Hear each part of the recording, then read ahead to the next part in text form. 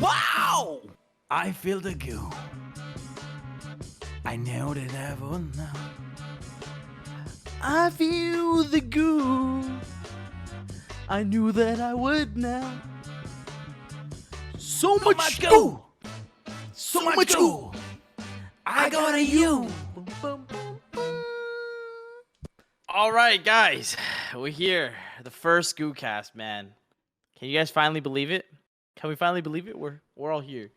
So, this is the inaugural episode, right? So, a lot of you guys are probably wondering, listening to this podcast on your drive to work, or some of you who are listening late at night, from Europe at live. We have to first answer the question that everyone always asks. What the hell is the Guu? Oh my Nash, you man. wanna explain to people? I need a Super Quark song in the background. One sec. Let me put a Super Quark song in the background. Super Quark song. Super. The what Guu? You don't know about that. Don't worry about that. Let me do that. Okay, boys. You will have to understand that the Guu is basically an identified molecule that's emitted as a radio frequency to people looking for something new and innovative that will excite them like mufflers during the mating period. Dude, what the Yo, what is that definition?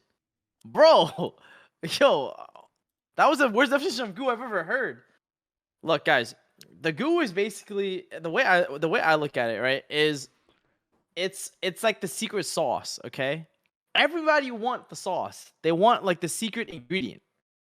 But no, you are American. But you don't you don't know what the sauce is, okay? Like, bro, like you are talking with a fucking Italian from the suit. You don't fucking know what the sauce is. Like my shit is actually, you don't even know, like you don't even hear real tomatoes. Look. All I'm saying, the Guu is really just it's like, it's the secret ingredient. It's the secret sauce. It's like the spice. It's like the little thing that makes everything better. Everyone wants it, but no one wants to work for it. Man, that was deep, yo. That might have hit some of y'all. And that's pretty much what all it is, right? So, bro, it's a sazon, exactly. Bro, sazon what? Like, bro, you call the Guu like you go to the McDonald's, you're a McChicken, and you call it the Guu. No, that's like, for some people. That's the Guu. But but that's why. Like, look at me, boys. Like, I'm very sorry for you. If you go to the McDonald's, you're the fucking McChicken, and you think that's the Guu. I'm actually very sorry for you. Maybe you should get like a nice girl with a nice ass cooking for you. But that's the story. Jesus.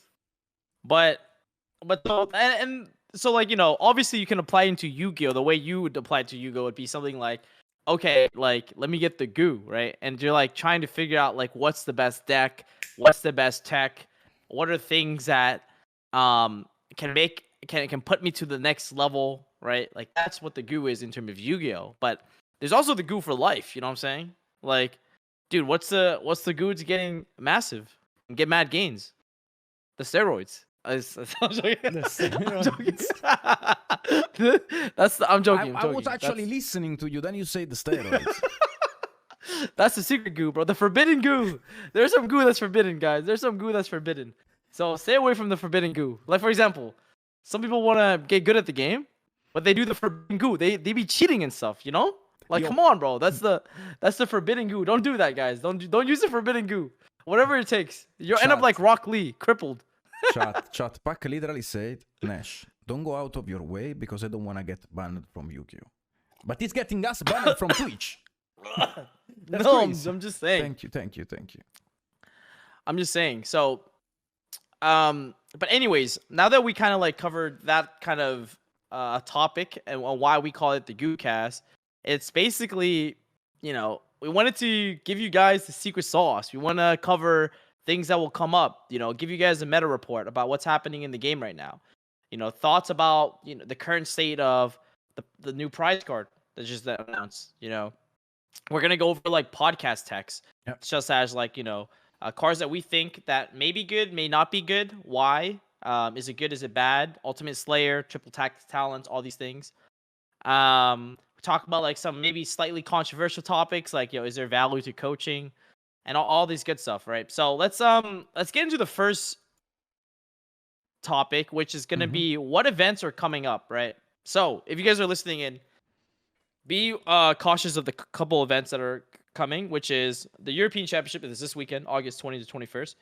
Nesh and I will be streaming it live at our Twitches, which is at twitch.tv/PAK and twitch.tv/Nesh TCG. And the EUWCQ is going to be a huge event, not only because it's going to be, I think, for Europeans, one of the few events that they're actually getting. Unfortunately, no YCSs for Europe yet, but it's also because it's going to be the first major event in which we have Spright and tier elements and Power of the Elements finally legal for a play. So I'm excited. What I mean, Nesh, what do you think? What do you have winning this event this weekend? What do I have winning this event this weekend? I like a lot tier element. Is one of those decks that you have to think, because Spright is very as a very simple lines. Is the deck that I really would like it to win. But there is also some decks that were already strong before, like Dragon Link, that have a huge impact in the meta right now. Like, how do you out Borderland? Yeah. Like, how does a Spright out Borderland? Like, that shit is actually fucking hard to out. And OCG is playing Borderland in their extra deck.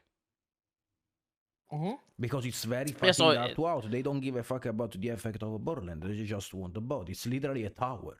And Dragon Link has it literally for free. It was strong before. It's very strong now. And in my opinion, Dragon Link will top the event for sure. Like, we will see a Dragon Link in the top cut.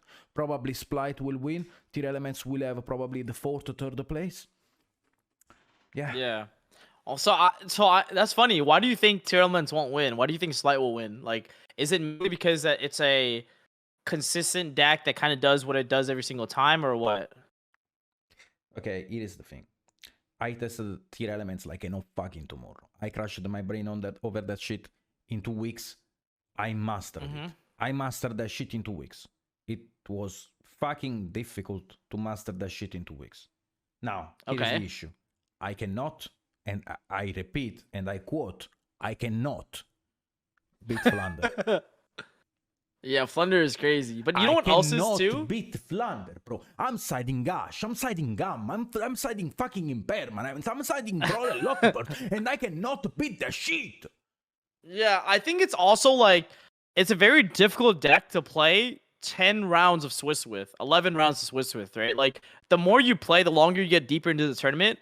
I feel like the fatigue actually affects how well you play that type of deck too, right? Especially because it's a very difficult deck. So if you like mess up, like, you might just lost like a couple interruptions for no reason. So I think that's also another consideration where like you could be a little tired and still mess up with Spright, but still end on the board. You know what I'm saying? Like, you might not make the right technical play to play around a certain hand trap with Spright or something like that.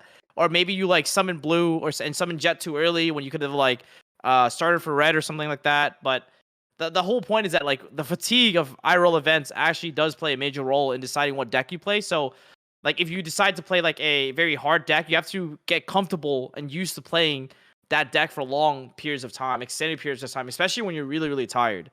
And I think that's what makes or breaks like the duelists who just started playing and duelists who've been more of a veteran, because they've used to like the stamina component of playing IRL. So, bro, yeah, I'm just waiting for his Shizu to come up so I can put that shit in my tier element deck and I can play my 5-head game. I want to play 5-head. I don't want to play against fucking Flander. I want to...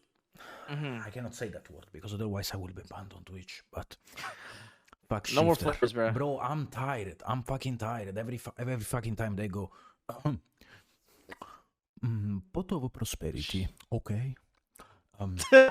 Let me think a second. Do you have a response on my pot of prosperity? Chain shifter. Do you have a response? Dude, it's actually so OP. Normal summon Rubina. Add the Eaglen. Do you have a response? Impermanence, yeah. Oh, sorry, one second. Let me change my quick spell and let me fuck your ass. Okay, that's how it works, and the shit also wins on time when tier element does not have a clear strategy on time, because Yeah. I mean, we might actually bring back Same for Spright. I Yeah, same mean, for Spright too. actually, there is a tech you can play in. Agave Dragon. Is it Agave Dragon? No. We have to go back to the old Thrift gaming era when it was banned from Yu-Gi-Oh. No, Yes, not boys. the cowboy. Yes, boys. No. It's actually cowboy. You can play Boots with fucking the fur. cowboy in the side deck, and you can justify it saying, "I wanted to inflict life points damage to my opponent, so you will not get banned from." Konami." Jesus. Yeah. Bro, I'm scared playing that card. You know what I'm saying? I don't know, bro. I might just get banned one day if I put that card in my extra deck. I don't know. Is it worth it? I mean, it's Whatever it actually, takes, eh? like the deck has actually easy access to Rank 4s, yeah. Yeah. Yeah, it has hella, yeah. Easy rank 4 access for sure, so. But anyways, after YCS Rio, right? Like, after the European Championship, we have YCS Rio the week after, which is going to happen on August 27th, 28th. Your boy is actually going to be showing up there, hopefully taking the event. But who knows? A very important piece of information you need to know about YCS Rio and the event coverage itself is that Tactical Masters, while it is officially legal, all around the world, it's actually not legal for YCS Rio because it's actually a country that has historically a lot of issues when it comes to getting access to product. So Tactical Masters will actually not be legal for YCS Rio. Well, and so we will be playing the same format as the European Championship. Yeah, remember to come just to keep Brazil, that in mind. by the way, next time. Yeah. Follow Galera, boys. So that's gonna be the event schedule. So you have European Championship August 20th to 21st. You have Tactical Masters being legal August 27th, 28th. YCS Rio is gonna happen August 27th, 28th, the same timeline. But like I mentioned before, Tactical Masters is not gonna be legal for this event.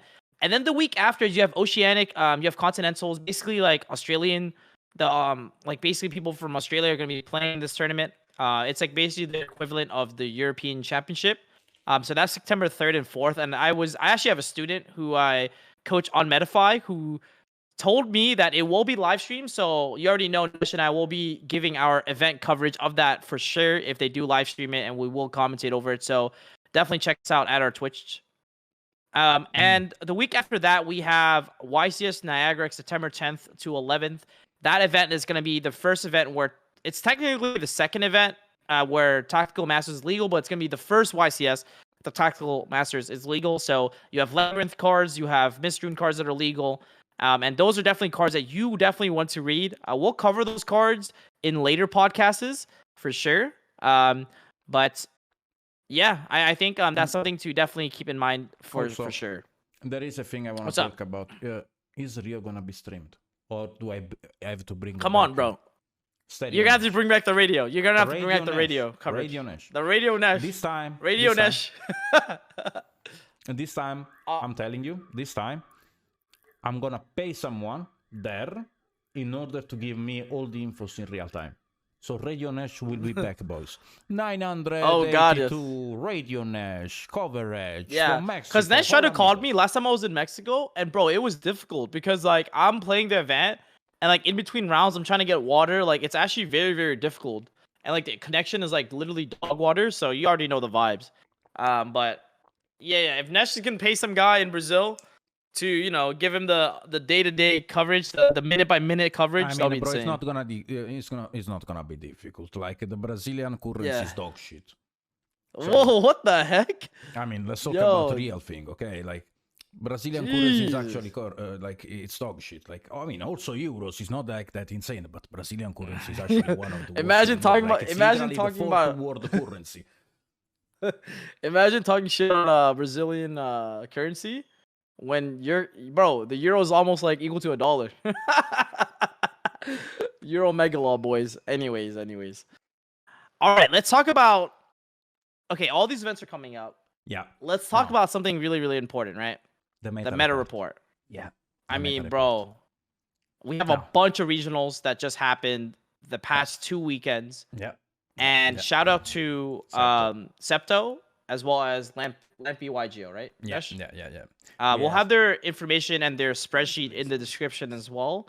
so that you can, you know, also use this for your own analysis.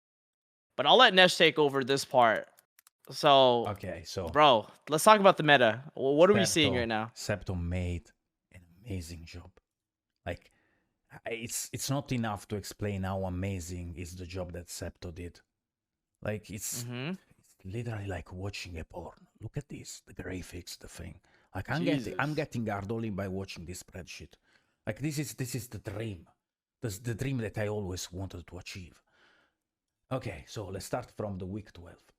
From the week 12, there is a 38.8% representance of Spright in the meta of the regional tops from August 6th and August 7th. And we have multiple, like we have the Columbus in Ohio, we have the Edison in New Jersey, and we have Fort Worth in Texas, Heredia, Costa Rica. I mean, we are not gonna count Costa Rica, like, please. Knoxville in Tennessee. That's also a very dog shit place to like to try to make a meta representation, but we have it as well. Bolivia, yeah, probably a regional of 4 people. Ecuador, a regional of what, 3 people. Mexico, hola amigos. The heck? Hola amigos, hola chicas, but Mexico is definitely not a meta representation. We have USA, the remote of USA that got first place Matmec with Anthony Xu, and I think it's actually a very nice list, and we will talk about that as well. Then we have South Dakota. The list got published? I didn't realize that. Yeah, every list got published. I think he posted it on Twitter. It on Twitter. Then we have South Dakota, Missouri, and Ontario. Now, I would focus more about the USA because, you know, it's USA. So New Jersey, Ohio, and Tennessee, and I don't even know if Tennessee is in USA, but yeah. So I think like the majority of what we saw, I think regardless of the location, I think Spright has been the majority of top cut. I guess during the week, appearances. During the week 12, I totally agree. Spright got the majority because it's a very solid deck. It was the easiest to learn, and people obviously, if something gets easy and doesn't take a lot of brain power for 9, 10 rounds, then I mean, why not? I would say why not? If you don't want to, like, the thing is, when you play a deck like the Element, you have always to think, because one misplay can actually cost you the game. Okay? Yeah. And I agree. It has very weird loose conditions, like Mystic Mine, like the bro. Like, I saw people playing fucking Mystic Mine even now today. How? With Spright in the meta. How? Why do you do that? Yeah. I think like if you, the thing that is, I think the biggest takeaway from all of like the people playing Spright is that like the majority of them played the Diva package or the Nimble Beaver package, and almost every single Spright deck that I looked at played 15 hand traps and main deck 3 triple tactic talents as well, right? So there's only, I think, 1 or 2. There's like a couple people who played like the Dark Beckoning Beast package, and they play like breakers, like they main deck like triple tactics and they main deck Dark Ruler, and they play 9 hand traps. So like that's definitely something to be cautious of. Like I definitely did see some cool lists, like some Spright deck in, I believe like someone got top 8 at Columbus, Ohio, and he played the Sanctum package in the side deck. He played Underworld Goddess, which is a really crazy Link 5 to out like unoutable stuff. He played the Beckoning Beast package with Dark Ruler tactics in the main deck, and he fit 9 hand traps in to compensate as well.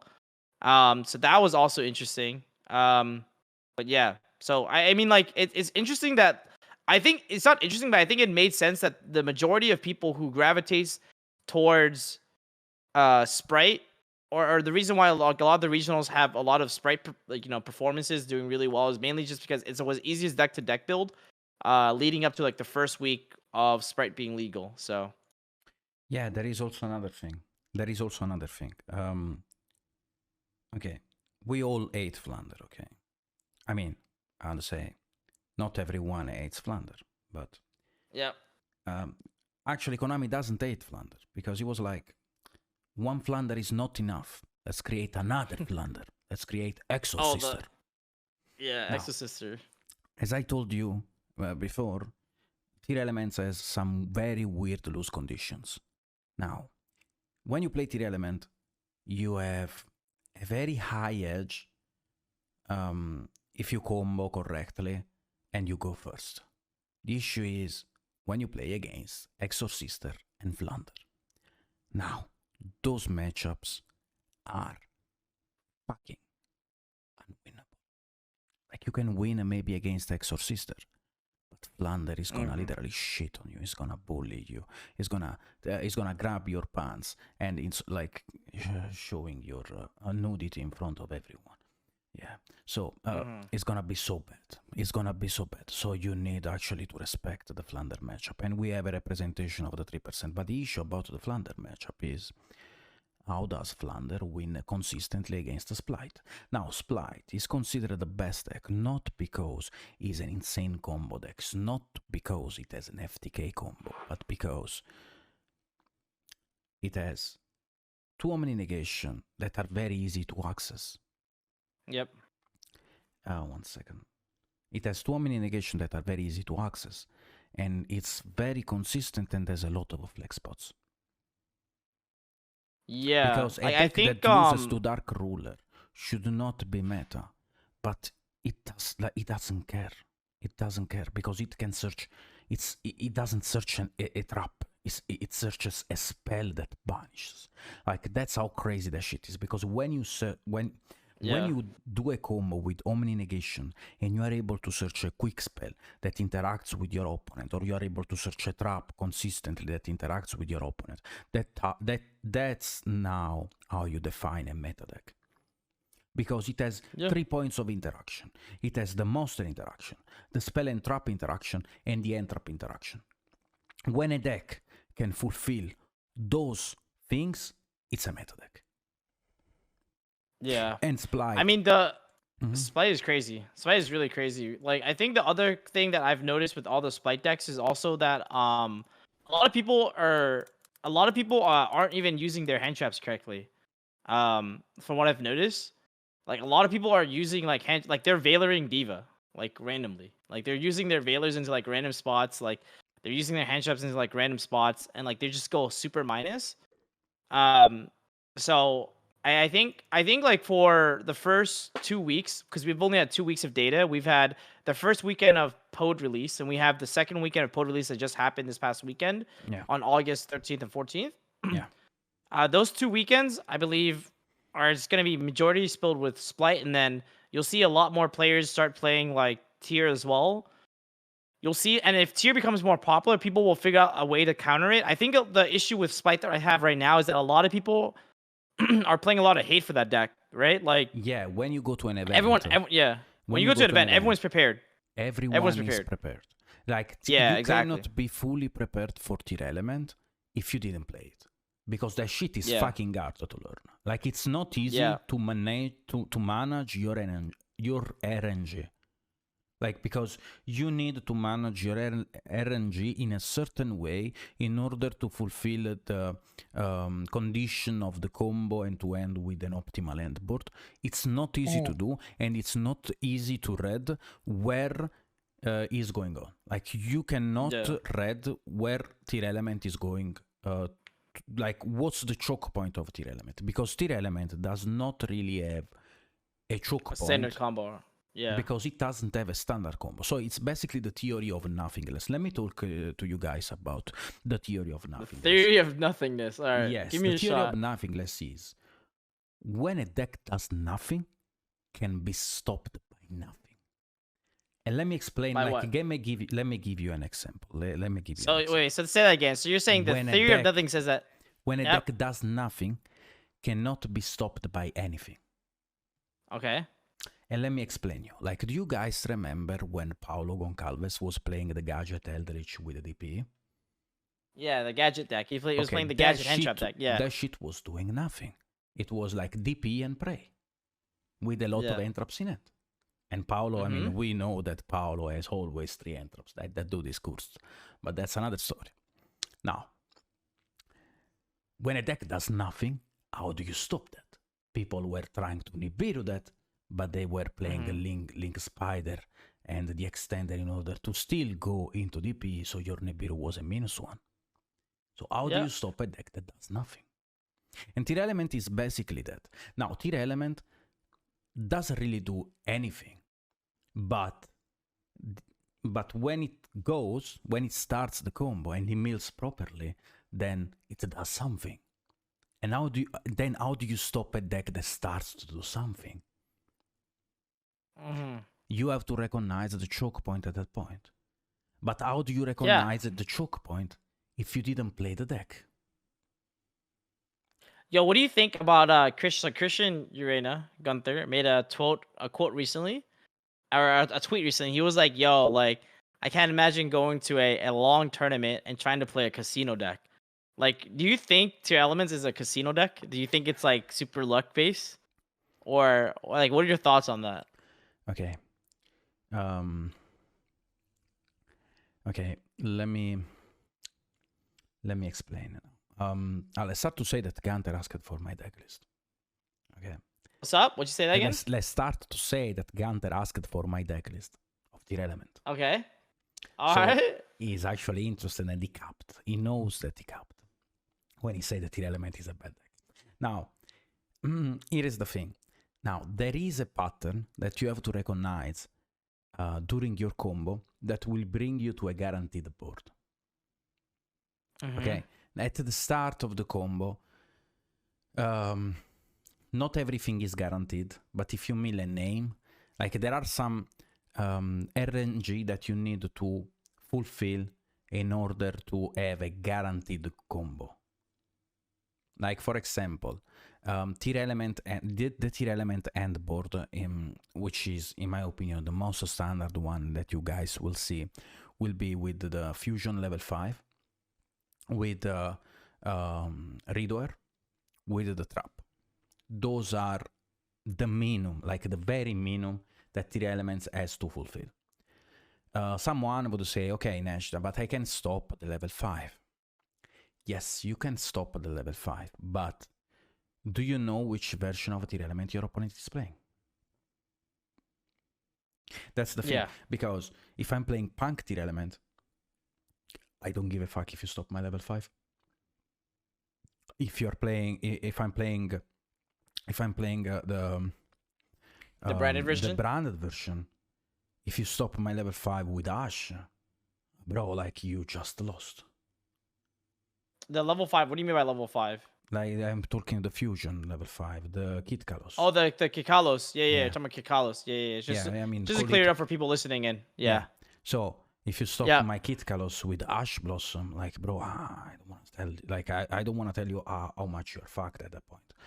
Now here is the thing: you have to let your opponent at least commit, because you need to understand which version your opponent is on.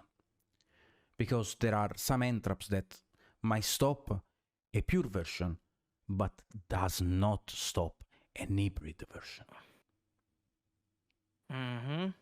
And in order I think that's really difficult. You are playing, like the issue about that is when you are playing against an hybrid version, you have to know what the fuck is going on. Like if you are playing against the Punk version, you have to know what does one Zemin do. Yeah, you have to know the choke points for every different version of tier, which I think is like interesting because like every version is so fundamentally different than each other. Yes, that you have they almost feel like they move like they play like completely different, so different that it feels like a different deck for sure. Yeah, it's actually crazy. Because I think like that's one of the things. In the pure version, Kit Kalos is a choke point. In the hybrid version, Kit Kalos is definitely not a choke point. Yeah. Wait, you said hybrid version? Hybrid version, yeah. Oh, hybrid, yeah. When they combine it with other engines, right? Yeah. I see what you're saying. Yep. Now. Yeah, for sure. No, I agree. And now the thing is, when they play an hybrid version, they move the choke point to another card. Okay, let me give you a quick example. You are playing against the Punk version. Okay, now the choke point. Where is the choke point? Where do you stop your opponent? Someone would stop it on Zemin. Someone would stop it on Chaos Ruler. Someone would stop it on Foxy. Now, where do you stop that deck? And especially if you are going first and your opponent is going second, what do you do? If you are playing Spright, I think you banish the Dirnov, for example. You have to banish the Dirnov. You let your opponent commit, and then you banish the Dirnov. That's a huge choke point for the... Hey, yo, shut up! for the punk version. Now there is another thing. Now let's talk about the the branded version. Branded now, version. The branded version. Here is the thing. Now there depends. Obviously, always depends how they start. Always depends how they start. But usually on the branded version, if you have imperm, you have to use a still it on the fusion, like you have still to use it on Kit Kalos, or if they commit branded fusion, you have to use it on the Lubellion, because they usually go for Lubellion. I think in the branded version is not correct to play the dragon. What's the name of the dragon? The Albion? Albion? No, not the Albion. Alba Renatus. Yes, I don't think I would play Renatus. I know that Renatus can add the instant fusion, but I think that shit makes no sense. I would just play Albion, because you can still send the snow, and I would still play snow. So I would still play Albion, because I tested the version. I think it's just better to play the Albion. Comes up more. Instant fusion is a good recovery, don't get me wrong, but guys, but to be honest, like, you have another branded fusion, like you are trading an instant fusion for a branded fusion, like, choose your poison, my G. And Albion is also good in some spots to play around in permanence, and to be honest, I value that way more, especially going second. Especially when you're playing against someone that has Dracostapelia on the board. And now here is the thing, like, you recognize the choke point of every version. We talk about another choke point. Let's talk about the frog version. The frog version, how do you recognize the choke point of the frog version? The choke point of the frog version, in my opinion, is the elf. If you stop the elf, it's good, because they don't end with the frog. Because they usually don't do that. It's very hard. Usually it's elf against that version.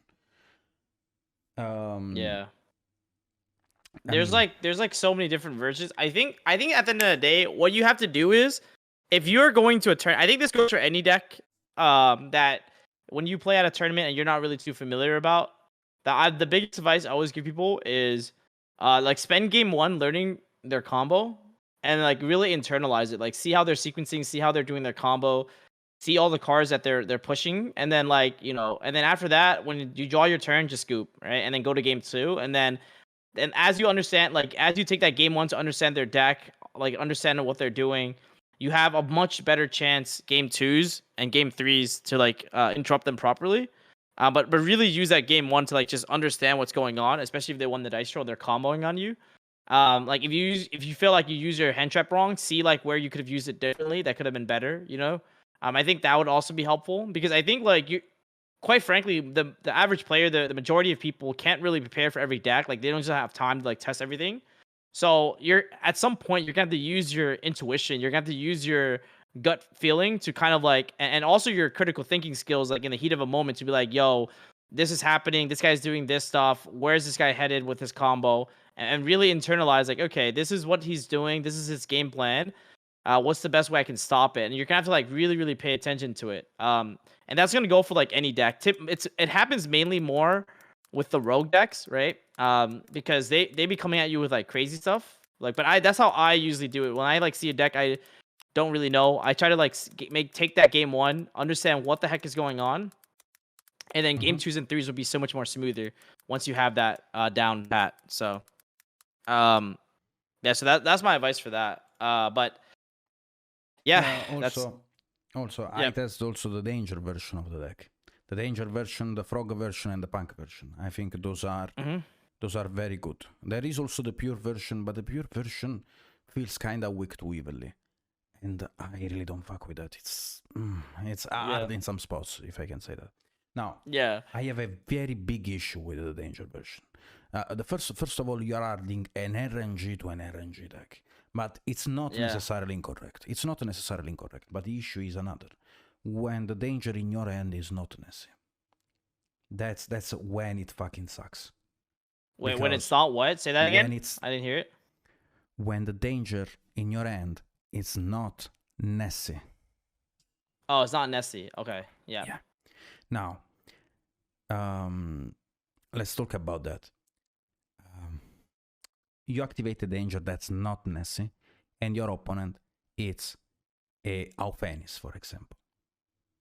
What are you doing with that Auphenis? Nothing. I don't even like. You have nothing. to fusion from the end. Yeah, you have to use from the hand. But that assumes you have another card in hand, though. But yeah, I see what you're saying. Yeah. That's an instant fusion because you're gonna draw one card and you're gonna discard one. You're gonna basically discard two cards. Okay.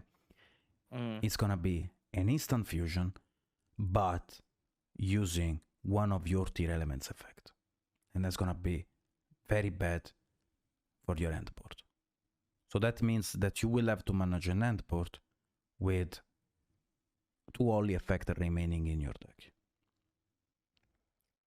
Like you're talking about the rest of the turnout with 2 tiers effect left. Yeah, that's also true. Yeah. Yeah, that's. I mean, like that's why like there's like so many. I mean, like you can also talk about like the pros and I think we talked a lot about tier elements, but we can also talk about like the Spright deck as well.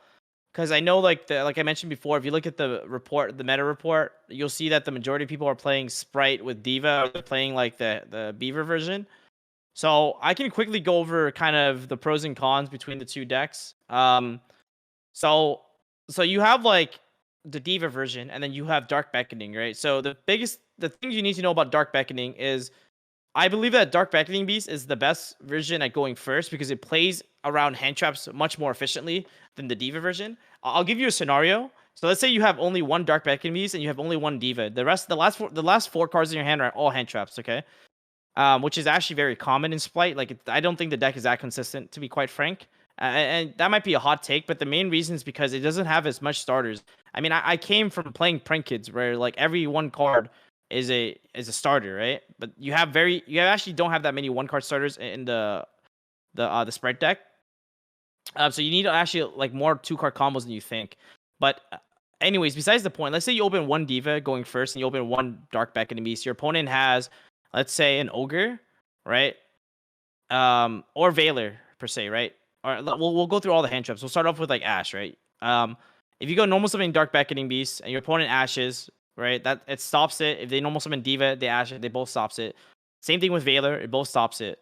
Now with Ogre specifically, it's interesting because if you go normal summon Diva, and you have no other level 2s in your hand, usually you just overlay for Gigantic, and then you go Gigantic effect, and you get Ogre, you get Pass. The thing with the Dark Beckoning Beast is when you go first with just the Dark Beckoning Beast engine, you can go normal summon Dark Beckoning Beast, grab the spell. The spell searches another Beckoning Beast, normal summon another one. Make Amirage, effect discard the spell, or discard a card from your hand to bring back the Beckoning Beast.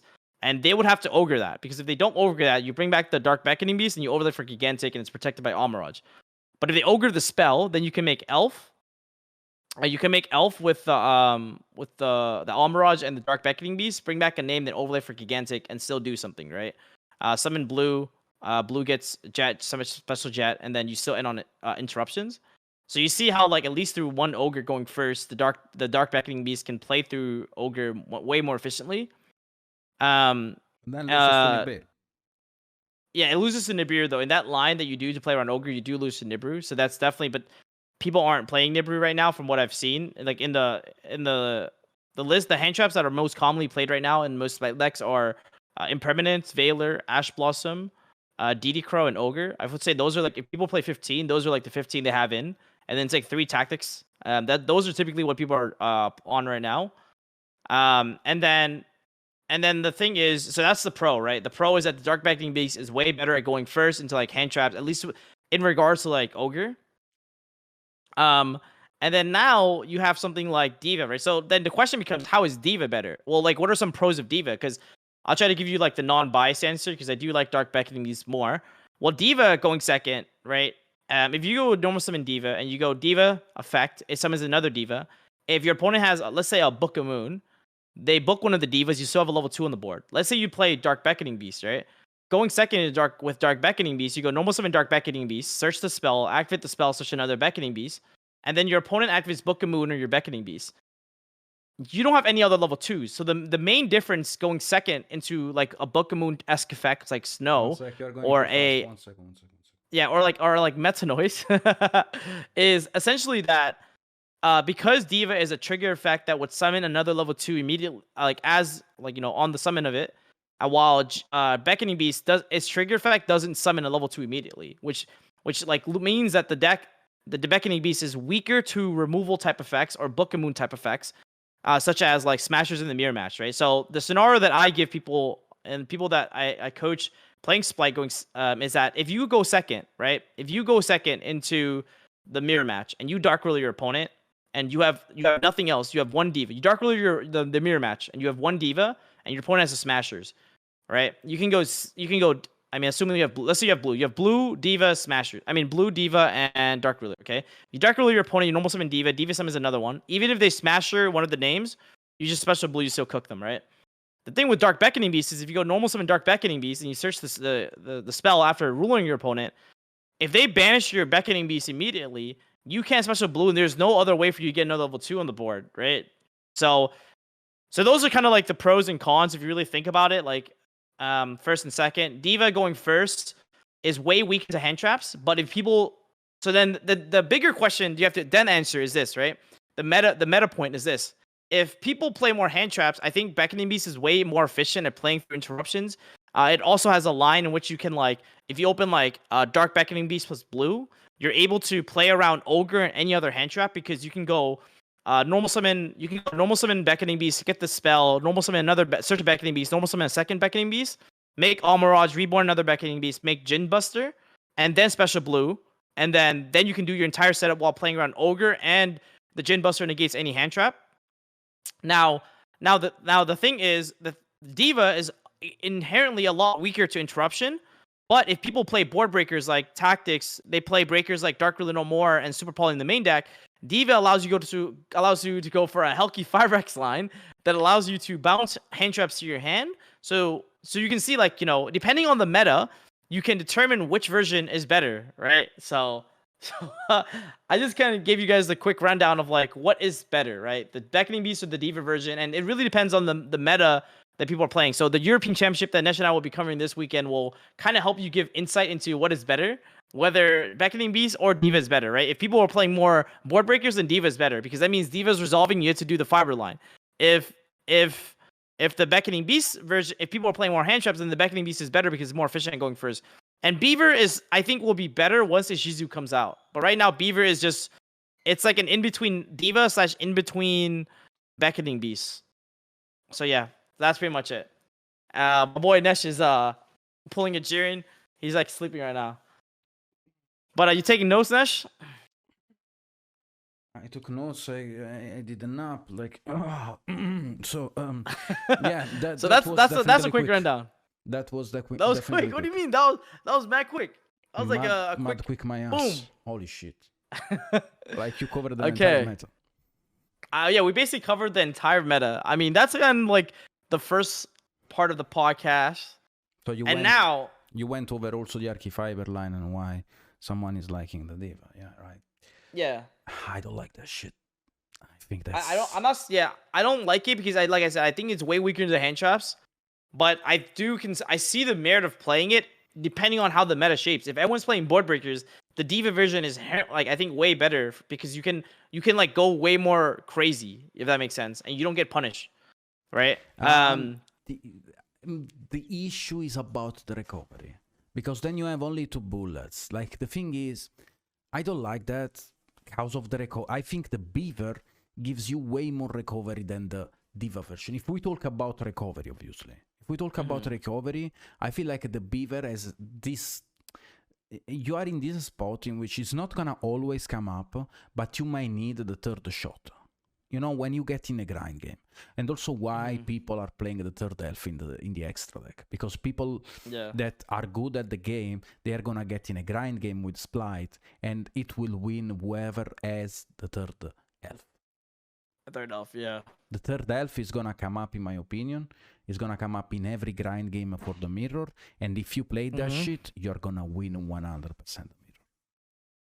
Yeah, I mean, it's definitely like a huge edge for sure. Yeah. I mean, No. most of the time you get into grind games in the mirror match is in the Spright mirror is because your opponent is like misplaying somehow, or like they didn't optimally use their interruptions going second. Like I usually go into the grind game in the mirror match is when I'm breaking through my opponent's board. I'm talking about like the full Spright board with like my cards. Like it's not easy, but like when you try to break through the boards, that's when the grind game usually happens. But yeah. Okay, now during the second week, we have still a huge representance of a Spright, which is 28.6% during the British Columbia regional, during Guatemala, Conway, Guadalajara, Halifax, Hollywood, Lima, Peru, remote What the heck? Chill. Brazil, Illinois, then we have Illinois. But anyways, we have a 28.6% of Spright. We have actually huge representatives of MatMech that people Yeah, a were, lot of mechs. yeah, people were looking for MatMech, but people still misplay against MatMech. Like if you're playing Tier Element and you play against MatMech, you flip your fucking continuous trap as fucking soon as possible in draw phase, in standby phase, because if they commit a monster, you will have the raciest of all Kuribos fucking your ass so fucking hard that you will feel like you will feel very hurted. So before they commit the Linguribo, because Linguribo, guys, remember, it negates only activations but not effects. You should flip your continuous trap as soon as possible. The Sally. Wait, you're talking about in what, in the mirror match for No, MatMech against MatMech. Against MatMech, if you're playing Tier Elements, you should flip your the continuous trap the early. Salic as soon as the possible. Salic as possible. Draw phase, Yeah. standby phase, doesn't matter. Or Yeah, as soon that as makes they sense. commit a monster. As soon as they commit a monster, you should definitely flip that.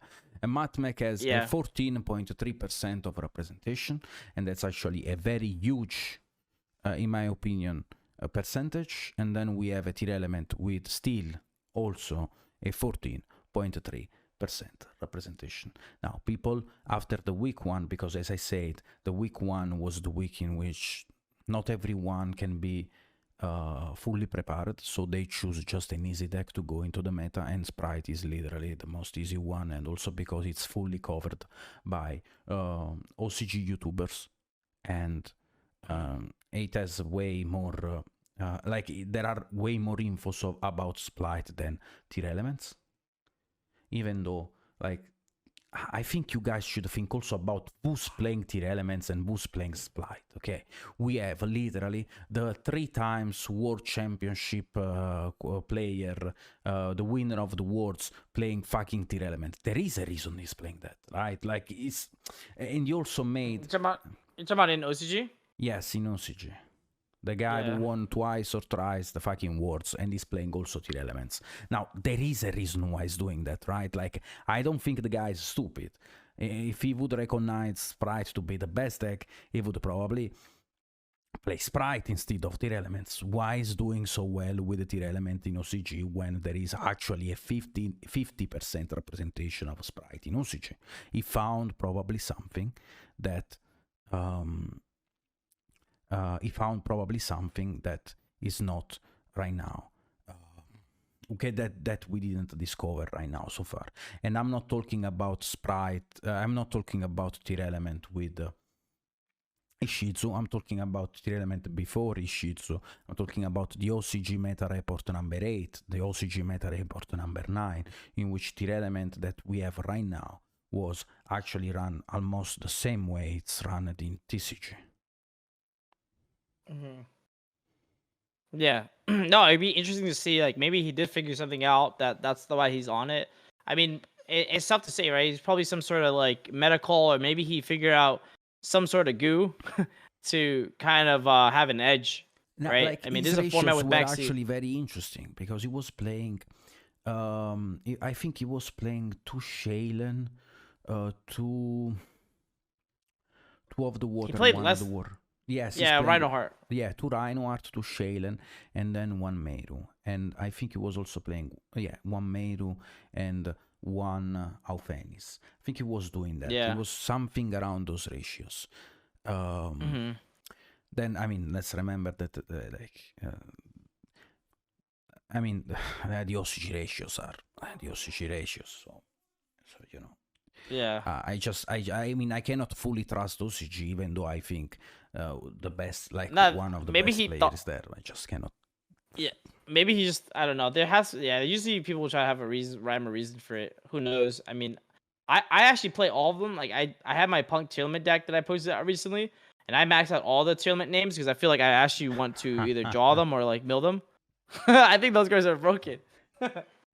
Yeah, so Punk, Punk Tier Elements is actually pretty cool. That's the version I've been on. I've been playing that and been having a lot of fun with it. I think that version's pretty good. Let's talk about It's definitely with bro. Shirkuzai's ass. You are fucking crazy. What the fuck do you do if you start with fucking Foxy without? That scenario does not happen. I maxed out every name. Like, you're talking about All right, boys. So we're talking about my Punk Tournament profile where I decided not to play Shirokuzai, and I didn't play the extra deck card, the Rising Carp, and the reason why like Nesh is saying I should play is because of the scenario in which you open Foxatoon by itself, and nothing else, and you need to combo. First of all, that scenario is awful for multitudes of reasons. First off, if that's your only name, that's a deck building issue. That meant that you build your deck so bad that you like. That scenario comes up often enough for that to happen. The second option is this. The second scenario is this. If your opponent has even one form of interaction, if they even spit on you, breathe on you, if they just like look at you, you just lose to any sort of interaction. Like this, the world in which you open only Foxatoon and your opponent has no interruption and they bricked or something is literally impossible. It does not happen. So I want to cut those bricks out of my deck and not play Shirokuzai, and it frees up an extra X slot for me. So to give me like versatility for things, because I summoned every single card in my extra deck. The only one that was questionable was Appaloosa, because like the only time it came up was when I got hench up like 3 times, and I had to make Appaloosa Baron. But other than that, I summoned every other card in my extra deck, right? It just doesn't come up enough. Oh, let's talk about, in my opinion, one of the best deck that we found recently, PAK. And we also spoke with Ani about it. What? But then it was cut for Zeroboros. What? Oh, Topologic? Topologic Bomber Dragon. Bro, I don't think that card is good. I think that card is insane. It's not good. It's bad in the mirror match.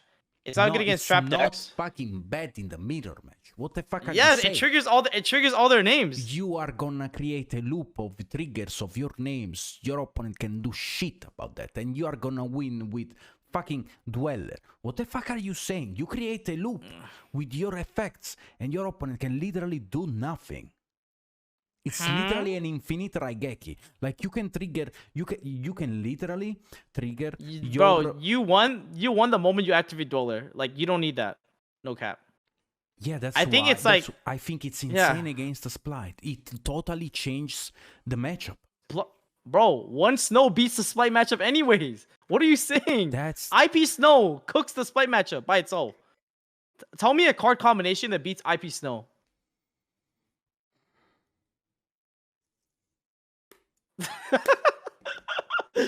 You don't need Topologic, bro. You're trying to win more. You're trying to style on your opponent, flex on them, and give them the Topologic dick. And it's not needed, bro.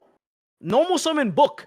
IP into like a random monster, book again, game over. GG no read. You are playing the fucking Zeroboros. When you activate that shit, that means you are gonna pass with 0 interruptions. It's called Zeroboros for a reason. There is a 0 in that fucking name. It's called 0 fucking. I literally use Zeroboros as a big access code. Bro, you literally are explaining the god scenario in which you open full extender, full combo. You can do Zeroboros and still do a board after it. No, you just make. You could just make Appaloosa. If you win anyways, you just make Appaloosa and you win anyways. Like my board that I've been making in Punk tier is IP. It's Elf pointing to IP, Baron, Dweller, and then the Kaleido Heart. That's my god board, and Snow in the graveyard, and the trap. That's like 12 interruptions. If my opponent, and if my grandfather had the 3 balls, we were calling him, it's on the VOD. Just watch my Twitch VOD. I literally made that board. I made Kaleido Heart, double trap, Elf IP Dweller Baron. Bro, with Snow in the called graveyard. it's called the Twitch bot. Like it's called the clip because you take the best moment of the best scenario. No, and you it was make a clip. live. Oh, it was live. What are you saying? Dude, but my point is that is good enough. You don't need Bomber to. I don't even need to make 0 Boros in that game to win. I already won. The reason 0 Boros comes up is when I need to like one tap my opponent. I'm trying to one punch my opponent. I'm trying to one punch man them, and I snow banish a million cards, and then I go one tap with my 0 Boros. Or it's like a really good interruption, especially in the mirror match. It's so good to banish all their cards. I mean, you won the moment you duel them in the mirror. It's so hard for them to beat you. But I don't know. I think it's Bomber. Definitely Bomber. I think that shit is. Nah, more like bomb capping. Bombing. Anyways, okay. Let's move on to this. Punctier Elements, the Guu. I liked it. The deck is really fun. I like a million cards. Next thing we want to talk about is, the prize cards. Bro, what do you think about that new prize cards? You guys saw the new prize card that came out? Okay, here is the thing. What do I think about the prize card? The prize card, I think a prize card should not be a meta card. Playable. Okay. Yeah, it should not be playable at all. I agree. No, I agree. I don't think I think playable and being in the meta is different. I think should not be a card meta relevant. Okay, because we always complain about this game being, how do you say that? Like pay to win, to win, I guess. Yeah. Paywalled, we always complain about this like Yu-Gi-Oh being paywalled, being pay to win. Yeah, so it's like it's pay to play. It's pay to play. Complaining about a YCS card because you want it to be meta relevant or to be really good makes literally fucking 0 sense. Yeah. Okay? So, but there is also another side of the. No, but I figured what. That if like, bro, what is triggering people this time? Sorry? No, think about this. What is triggering people this time? Like no one was happy. They got a Dig Vorzak or Utopic Kaiser. Like no one was like, damn, I'm gonna make a Utopic. I mean, Utopic Kaiser was kind of playable if you play pure Utopics, I guess. But like, you know what I mean? Like those aren't like cards. You're like, damn, what changed? Just because it's a vanilla? Is that what made people mad? I think if you wanna have a blue eyes as a if you wanna have a dark fucking magician or a blue eyes as a prize card, you just do a blue fucking eyes or a dark fucking magician as a prize card. You don't put a card with the same stats and then you write in the text, only the real champion can win this card. Like, you know what's funny? So I thought about playing it in Heretics. Like maybe there's some sort of Heretics things you can do. But you know what the big issue about that card is? It has worse stats than Blue Eyes. And at least Blue Eyes is grabbable off like the stone. So like you can like go plus off the stone. That shit makes no sense. Like it's literally it's worse Blue Eyes. I think it's unplayable at all. First of all, I think if you put a prize card, I think it should be a card that already exists with a very new, specific, and innovative art. Imagine a new Ash Blossom as a YCS card with a very art, like with a YCS art, you know? Yeah. Like bro, I can already see you, cheats. Like I can already see you, you know. You already know I'm gonna get that. But okay, think about this, right? Like I'm saying, like imagine like a new Nibiru. Imagine a new art of Nibiru. Okay? That'll be crazy. You can get that shit for cheap with a different art, or you can just get the YCS prize. Yeah, the YCS version. People that don't have money can still afford the card, but if you want a flex, then you can just get the YCS card. You know how I get. But think about this, yo. What if like the prize card, right? So if we do that concept, which I kind of like the idea of like having it already be a card that's already relevant in the meta, but make it like higher rarity. I like that concept. I saw like Farfa tweet about that as well. Like I thought that was like really cool. I think it makes sense. It's a thing that already happens in other card games, but we are in other so card games, behind that we cannot recognize when a move is the right move. Konami cannot see the fucking line. Konami should follow my stream. Yeah, they're about to follow you and then unfollow you. But I mean, I get like I think like even if it's semi-playable, right? Like think about like the Chaos Emperor Dragon. That card got reprinted in Battle of Legends Armageddon's Revenge in Blar. It came as a secret rare. but obviously it was a prize card during like the 2019 toss format, right? You played that format, right? Yeah, obviously. I was watching a lot of deck profiles at that time. I wasn't really playing as much. And from what I saw, a lot of people were saying that like the prize card CED gave them access to a special line that without it you cannot do. And that even though it wasn't necessary, it was like very beneficial. Yeah. You know. So like I do think even though the edge is so tiny, No, you don't. it is still an edge. Yeah. You Right? don't do that. Yeah, you don't do it. Yeah, it's still an edge. You just Yeah. create a YCS rarity. Yeah. A YCS rarity would be insane. Yeah, YCS rarity would be nice. Well, like it's still an edge. Like the whole point is that like there shouldn't be any edge at all. Having some sort of edge, you know. Like I know like Jesse played 2 ultra rares at some point. I mean, obviously a flex, but he played 2 ultras. You had a bunch of people play 2. Shu played 2, I think. There's a bunch of people that played 2 CED prize cards in their Danger Thunder deck, and it was actually like it wasn't like a meme. The card was actually really good. Yeah. Yeah. It was really, really good. Yeah. And it was $600 back in the day, if I remember. No, yeah, 1,000. with like something like maybe 1,000 something. Yeah, and like remember Safer also came out, and like it had like crazy synergy with Safer, like an infinite loop type thing. Like it was crazy. So yeah, definitely. I do think like the whole idea of like having maybe even full artwork, like Pokemon does full artworks. That's kind of cool. No, I want to have something playable. I think a YCS art would be the best thing to do. Like, yeah, that'll be crazy. The best thing to do. I think that'll be crazy. Okay, now. I mean, like, you know what's funny? People complain about like vanilla prize cards, but the World's prize cards was also vanilla. There's a vanilla Pendulum World's prize card that was also out, I believe. Yeah, but it was back in the day, bro. No, World's prize cards are like that was like 2016, 2017 or something. But they were doing that shit like, bro. They have like the first prize card was a BLS with like the first real prize card. It's a gold BLS that now it's literally valued what 1 million.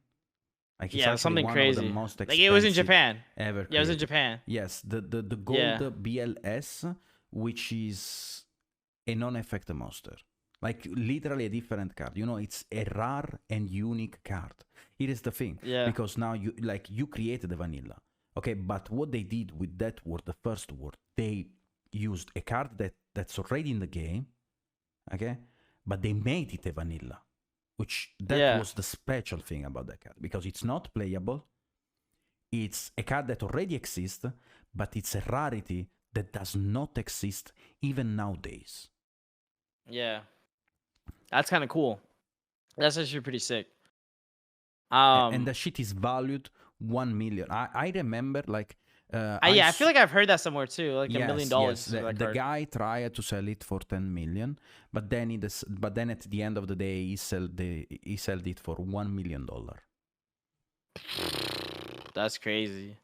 So a milli. Yeah. Imagine getting 1M. That sounds nasty. Jesus. It got bought for $1 million. Yeah. Yeah. So that was basically. Yo, when are we going to? Yeah, I'm trying to go to Worlds, bro. Let me get that Worlds prize. I think the Worlds prize cards are worth infinite right now too. So, God, we gotta go. I also heard about.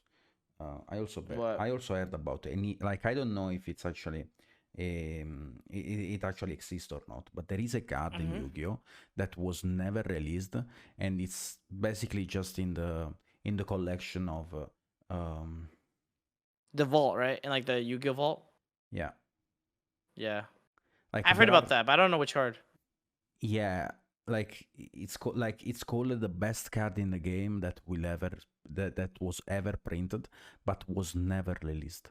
It's basically in the That's Yugioh. Crazy. Yeah. Isn't it Yugioh what? It's in the Yu-Gi-Oh collection of the main designer of the head designer of the Konami. Oh, like Takahashi? Maybe it's Takahashi. I'm not sure if it's Takahashi. Might be Takahashi. I don't think. I'm not sure if it's Takahashi, but there is a card that was never. No, it's like someone is saying that Seal of Recalc. No, it's not Seal of Recalc. Is it the seal? Is it the Millennium Eye virus? Millennium Eyes virus? Yeah, might be that actually. Might be that. Might be the Millennium Eyes virus. I think it's that. Yeah. I think it's that. It's like something crazy. It's like it like tributes a dark monster or something, and it destroys all cards your opponent controls in their hand, deck, and extra deck. Yo, that sounds crazy. Yes, like people don't know about this, but basically you have to be very addicted to this game in order to know about this. Yeah. I actually made some Oh. research about this. Like it's actually like here is the thing. There is this card that was never released, but it was just made for Takahashi or one One of the main- designers, yeah. one of the designers.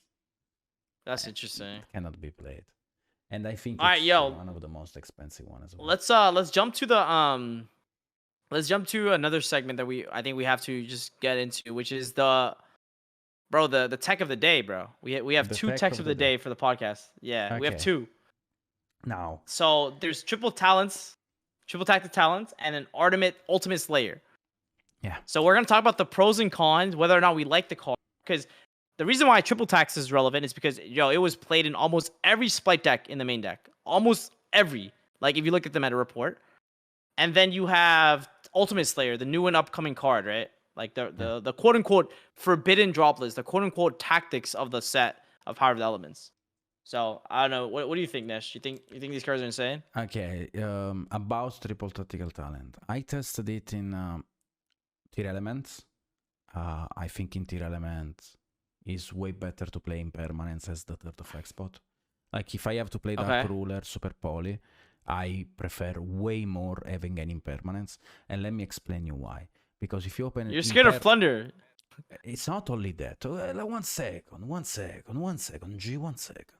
So, when you open Impermanence and another board breaker, like Impermanence Super Poly or Impermanence Dark Ruler, you're gonna stop the Spright Jet in order to not give them the spell. Okay, so they will not end with the quick spell. Yeah. What's the name of the quick Smasher. Smashers or Yeah. starter, yeah. Yeah. So your board breaker will be way more effective. If you don't open with another board breaker, but just impermanence alone, if they don't open Swap Frog, is gonna make their end board very dog shit. Yeah.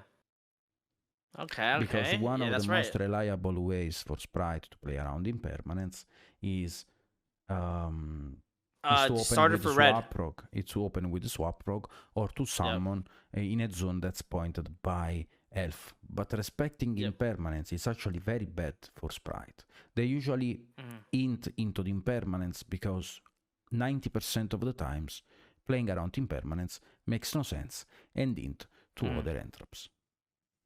Yeah, typically the way people play their Spright hand now is they go like name, summon blue, summon Jet. Jet gets starter for red, and then overlay for Gigantic. And then like when they go Gigantic effect, they get Imperm. But they'll never start it for Carrot. Like they'll always like into the Imperm. They'll never start it for Carrot. Like I've never seen someone do it. The only time they ever go for Carrot is if they hard open red already. Or if they open like two names, then they can get like red and Carrot. Now, I Like try that like triple never happens. tactical talent. The issue about triple tactical talent is triple tactical talent in tier elements specifically, and then we will talk about Spright. You need a bait for the Toad, but the bait has not to be a monster on the board. Yeah, because then they get to bring back Toad again. Yeah. Yes. So you need a card that baits the Toad directly, but a good player is not gonna be baited. That's the issue. They will wait. They will wait in order to have in order to negate a monster on the board, and then they will chain Elf in order to bring right back the Toad. Like you activate a monster effect. I'm gonna use Toad effect in order to negate the monster effect on your board. Then I'm gonna chain the Elf in order to bring back my Toad, because you still control Loses to call the by, monster. but yeah. You still control the monster on the board. Yes, it loses to call by. I mean, obviously everything depends of what like what the Spright player has, what the Spright player do not have. But I think playing around a 3-off instead of a 1-off most of the time pays you off. Yeah, I agree. And also you don't have to negate necessarily the one monster on the board. So that makes, you're saying Talon's Zastin. In that scenario you're giving me, Talon's is terrible, because if you go like normal summon, they bring back the Toad, then your tactics just trades with the Toad, and they can set your talents. If you don't clear the board, they talents you on the other turn. Yeah, Might as well just playing mind control. Might as well just playing change of art. Yeah, it just trades pretty if badly. Then yeah. I think at that point I want to play change of art or I want to play mind control. I think those are way better than triple tactical talent as board breaker themselves. Like imagine mind control in the mirror. I think that shit is insane. Change of art in the mirror. I think that shit is insane. Like if I have to play a board breaker over triple, I would play definitely one of those over triple tactical talent. I understand that the fact that triple tactical talent is very good if you get entrapped, but I don't think this pays off of how bad that shit is going second if your opponent is decent at the game. You know, so funny. So my punk tier deck, I actually side tactics for going second as well as going first, obviously. I mean, your punk tier is actually us. It's not my fault. What the heck? Dude, tactics is going in for me. Bro, I took my opponent's Kalos in the mirror, bro. Okay, bro. I saw how people playing your fucking local. I saw the shit. There were someone literally scooping to you because he said, Pak, I don't know how to play tier elements. I'm gonna scoop the game and you teach me how to play. Literally free coaching session for a fucking free win. Yo, no, bro. That's not technically what happened. I mean, that is technically what happened. My opponent just scooped because he doesn't know how to play the deck, and then I taught him. Yeah, what's wrong with that? Bro, the level of your locals is literally normal summon diva, special summon another diva, go into alpha, special summon diva pass. Like, that's literally the level of what I saw. No! Okay. Stop! You are, bro, stop talking shit on my logos, bro. You can literally play whichever fucking deck you want, and people are gonna int very bad. Never. Bro, I think my punk tier deck is... Bro, his thing is better than yours, bro. I will think about... I can think about quoting Shiranakuzai. I can think about quoting Shiranakuzai. Your extra is definitely ass. Wait, one second. Why it's us? Tell me a card that's us in my extra. Bro, the card that you told me to play in the extra deck never comes up. No cap. Bomber? No, the other ones. Bro, you didn't even play IP or Elf. No, I'm playing IP and Elf. Oh, weird, huh? Hey, that's what I thought. No, the thing is, I was forced to cut up. I was forced to cut up a loser because everyone in their fucking mother were super pulling my ass every fucking time I was ending with the Baron and Appaloosa. Oh yeah, Baron Appaloosa, yeah. So they were going into the mud, and after they special summon the mud, the game is over for me because I cannot target shit. So yes, I agree about playing Spright Elf and IP Masquerena in the extra deck of tier elements. I think that shit is mandatory, and I'm sorry, Pak. I apologize. You were right. I was wrong. Oh god, bro. Damn. How much do I have to pay you to say that again? I mean, depends on how much you wish to. Oh, okay. Anyways, okay, look, all jokes aside, like I kind of agree with Nesh on talent. It's such a weird card. It's one of those cards that when it's good, it's really broken. When it's bad, it's awful. Like really awful. And those type of cards are very like they're very like hit or miss. It's like scary, right? Like it could just be so broken or so bad. Like it's like a gamble almost. But I don't know, bro. I'm playing a casino deck. Maybe I just gamble anyways, right? And then in terms of ultimate, especially when you're playing punk, your shit is not a casino. Like, bro, I had guaranteed combo. I had someone in my Twitch chat saying that like, yo, like tier elements like RNG is how I went off on him. Bro. I went off on him nasty. I was like, yo, are you like stupid? I'm like, I literally make curious, bro. Like the card literally sends any card from my deck to the graveyard, and you're saying this is RNG, huh? I was really shook. I was going in, bro. The curious line is guaranteed with one Zemin. People just don't know about that. And also, if you summon, like when you summon the D-Arc, it also plays around the DD Crow. Yeah, it's playing on DD Crow too. If your opponent doesn't know what the fuck your shit does. Like, let me give you an example. Why people don't know how the deck plays. Because it happened to me multiple times that people were hinting into display. Now you go. Oh, I know what you're talking about. You're talking about when they crow your crow the case ruler. Yeah. Let me explain. Sure. Okay. Yeah, now, the main line is going Zemin into Chaos Ruler and reborn the Zemin. So you're gonna have a Chaos Ruler and a Zemin on the board.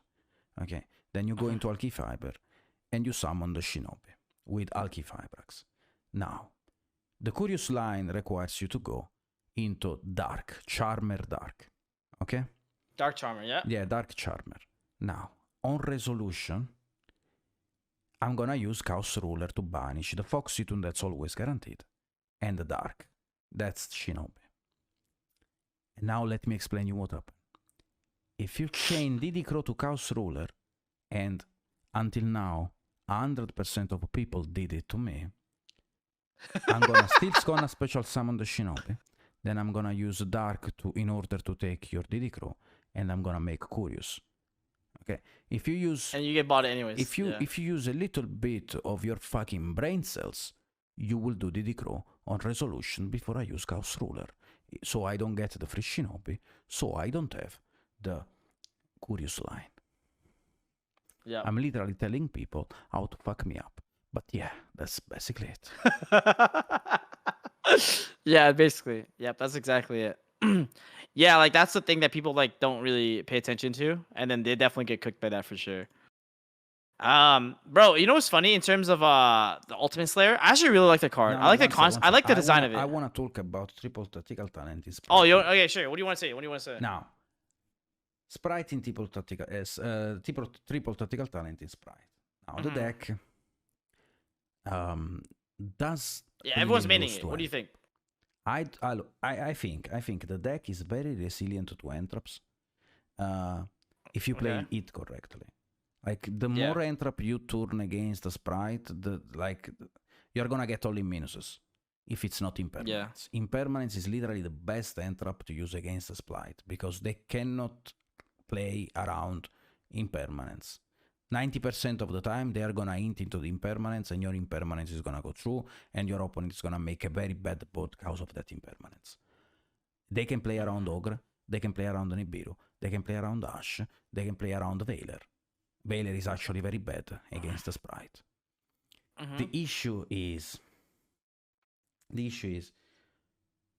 why a deck that's very consistent to an Emperor should not play triple tactical talent, because they should not play triple tactical talent, because then people are going to say, okay, the deck does not lose to entraps, so I should play triple tactical talent, because so I can still combo and then I can triple tactical talent my opponent. Okay, but that's a very flawless logic, because everyone is playing Spright, everyone tested Spright, and everyone recognizes that the deck does not lose to Ogre, Ash, Nibiru, Veiler. It only loses to specific combinations. Do you agree with me, PAK? I agree. Okay. I think like you have to, if you open specific hand traps, you have to time them very perfect actually, and read your opponent's hand very well. I do agree. Like you need some sort of skill when you hand trap your opponent. Because if you don't, then then there will be -1. So I definitely do agree with that. Okay. Now the thing is, if people understood that the deck does not lose to entrap, what's the next approach? The Breakers, next approach right? is Breakers, Super Poly. The next approach is card like Mind Control, Dark Ruler, you know? Those Change kind of heart, of cards, Change of Heart, those are the approaches, evenly, those are the approaches. And people are mixing those with impermanence. Someone is still playing the Ash Blossom, and I think Ash is not bad because it's the most generic one. It's also good against the Flounder, so people, please, play Ash, so, you know, we try. We always have to try, boys. We always have to Flounder. Please. Ash impermanence. I wish you all to have at least Ash impermanence against Flounder. Ash impermanence, I actually like Ash Imperm Crow. Those are my favorite hand traps of the format, I think. Diddy Crow. Ash Imperm Crow. Diddy Crow. I think Diddy Crow is an insane hand trap.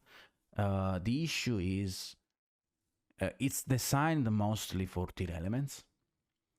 Yeah. But depends on the version of tier elements you're playing. Diddy Crow might hit very hard, or I might do shit.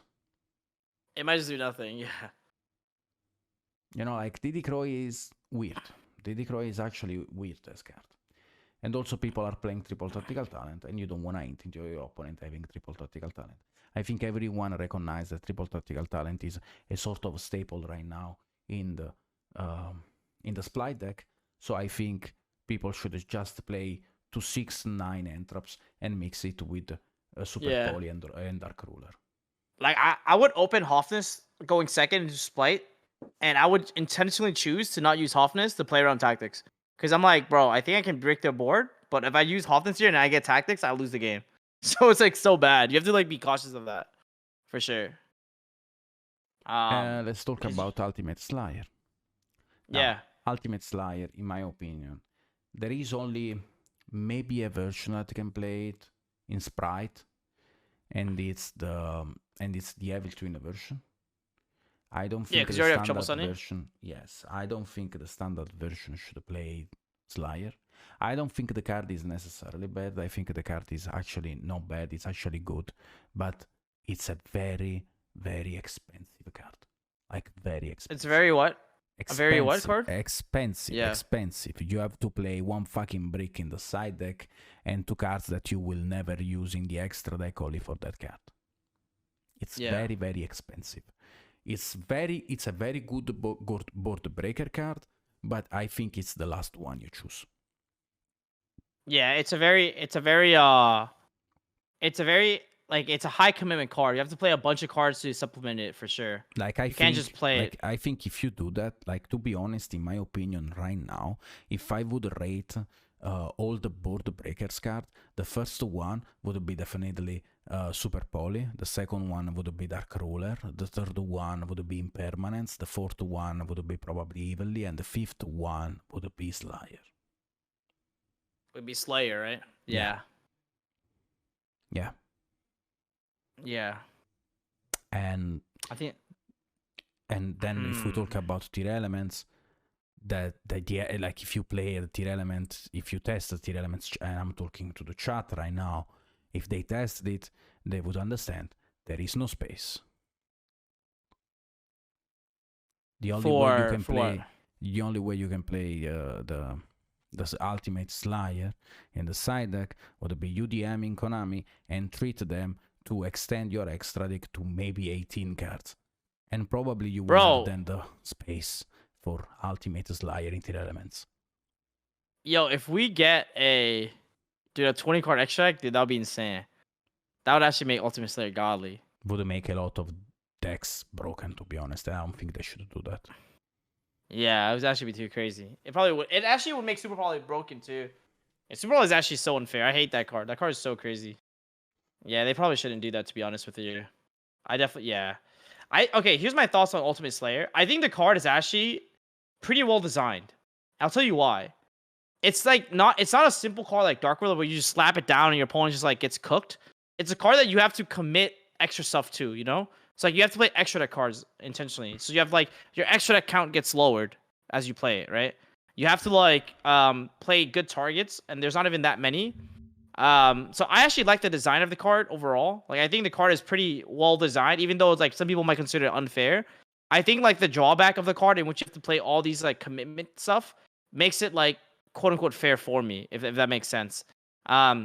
So yeah, I don't know. I think Ultimate Slayer is cool. Like there isn't really a type of card like it, so I personally like it. I think it's something that people will still experiment with. And I haven't found like a really broken deck to play Ultimate Slayer in yet. But maybe time will tell, right? But I do think when that card becomes broken, it's gonna be very scary, to be honest. Like, so I don't know. We'll see. Now, yo, bro, we gotta talk about the next part of the podcast, which I think is the most contentious one: the value of coaching, bro. You already know, like a lot of people have their opinions on like the idea of getting coaching, especially in card games. And I'm not even specifically talking about Yu-Gi-Oh, but coaching overall has been, I think, very stigmatized in card games in general. Yo, I have an idea. What's now up? I'm gonna say something, and you will put it at as intro of the next YouTube video. Okay, what is it? Coaching is a scam. Yo. And then basically we will. Then basically I will say the opposite in the video. But I think like the thing is, yeah, that's I think that's the thing, right? A lot of people would say like coaching is like a scam. And you know, you and I are both coaches, so we'll try to be as objective as possible. I'll explain to people what I think the value of coaching is, right? So I'll explain my origin story and why it makes sense, and why I think coaching is actually very beneficial. But I got very lucky. Like I started playing in July of 2019, and when I first started playing, I didn't really have anyone to talk to. I kind of like did a lot of my research by just watching YouTube videos. Like I watched a lot of Triff. I watched like Simo. I watched Sam. Like I watched all these guys on YouTube because my only exposure to Yu-Gi-Oh is to watch YouTubers. I didn't really have anyone else to talk to. People at my locals weren't like I didn't really talk to people at my locals like that. So for me to understand more about the game and you know even bro, I thought you had to get an invite to play at a YCS. That's how much knowledge I had. I didn't really know anything, right? So it wasn't until after I went to PPG Orlando and I won that I had more people like kind of becoming more interested in talking to me, right? And I think like that's kind of like the issue with competitive Yugioh is that you have to do well in order to get recognized by better players so that those better players will be more inclined to test with you and talk to you. Like, because that's kind of like my experience. Like after I won PPG Orlando, I did the tournament with Triff and Sam, and I got approached by someone who I don't want to leak his name, but he reached out to me. He was like, "Yo, bro, like you want to test, right?" And that was kind of like the gateway for me into like that was kind of the gateway or the door that opened for me to get access to better players. And when I first joined like like Bozo Cord and like a bunch of all like the discourse that had like really active good players, I literally just sat in the call and I talked to these guys and I just watched how they played. I tried to understand their thought process, and as a result I got better just listening to them. Like I didn't even engage in much conversation. I just got better just by being around them and learning how they play and operate. But not everyone gets that lucky. Not everyone will get a testing circle, or get people or be around people that are really, really good. And that's the harsh reality of trying to get better in Yu-Gi-Oh! Is that it's not just what you know, it's who you know. And it's very important because like when you're surrounded by people who are very, very good at the game, you'll just be better just by being around them. Like I'll be honest. And so like I think that's where the value of coaching is, that like if people who don't have access to that, they at least can then they can at least pay someone to like help them out and maybe like give them insight that they wouldn't have otherwise thought, right? Because that's like the value of being around other people with different mindsets, is that like we don't really go in a circle and be like, yeah, you're right. Like even like you guys saw how Nesh and I interact, like we have very different opinions on cards all the time, but that's what leads to innovation. Different opinions, right? Different opinions is what leads to innovation and what leads to better deck building and like basically what we call the goo. Like that's literally how it all happens. Like if you agree with each other, it's so bad. Yeah, it's actually so fucking bad. I don't want, like, it's literally talking to a wall to them. Like how can I improve myself if someone does not like if someone always agree with me? Like how can I improve? And also let's talk about one thing. When I say that coaching is a scam, it's because I wanted to bait people in my chat and I wanted to recognize those people because I wanted to answer what they say. Now, someone in the chat said, yes, coaching is a scam because you can learn the game pretty much on your own. Now, let me explain. Let me explain. It is the thing. Most of my students are on 30s. They have a son. They have a wife. They have a job. And they get paid for this job. Okay? So that means they do not have the time to sit, go on YouTube, search every deck list, go on the database, search every deck list, go on Dueling Book, go on events, test in the locals. They do not have the time to do that. Most of the time, someone comes to me and pays $30 and tell me, Nash, please, you tested the entire meta. Tell me what you think right now about the meta. Present me options. And then during the next coaching session, so it's another fucking $30, they will tell me, okay, I have an idea now. We can work on a deck I like. Yeah. Okay. Yeah. So that's how usually it works. Or there are people that took a pause for months and they don't want to start alone because You know what? When you don't have a testing circle, it actually feels very bad to start from zero. It's like going to university and then you take a period of break, and it happened to me, and then you have to restart your university, but you don't have anyone to ask the material for your studies. Yeah, you don't have anyone to help you or study with you. Yeah, right. It's literally the same thing. Now, if you say coaching is a scam because you can do it on your own, okay, so going to school is a scam because you can just buy a fucking book and learn that shit on your own. So teachers are scams. So the school is a wall scam. The university does not exist. And anything that implies a possible job for you in the future that requires you to apply in a class, it's also a scam. Because you can do everything on your fucking own, fucking own. Like you can open a fucking business or your fucking own. You can be a fucking entrepreneur on your fucking own. Why are you not doing that? You can study trading on your fucking own. Like you can open a stock market on your fucking own. Why are you not doing that? Because you don't know how to value your time, or you are valuing your time choosing something over another thing. No, I think the thing is, right, at the end of the day, if tomorrow I decided to start another game, like for example Magic, okay, and I decide to want to be a pro in Magic, but that means I have to start from zero. I need someone to learn on. Like I need someone to explain to me the very basics. And if I have to start on my own, I will be very discouraged and I would probably not do that. When if I have the monies to pay for someone to explain to me the very basics, without me losing 3 days in order to search those basics online, then I would probably be more encouraged in order to do so. I think at the end of the day, it's all about time, right? You pay for your time, right? So think about it like this, right? If you pay for, like, for example, I play the guitar. I can learn the guitar. I self-taught myself. But it took a lot of time. I self-taught myself, and I did it with just watching YouTube videos. I would say I'm pretty decent at it, but I'm not amazing. And I got way better once I took coaching lessons to learn how to play the guitar. But at the end of the day, here's a thing that people don't understand. Just because you get coaching doesn't mean you're actually going to become insane the day after. You got to put in the work after, right?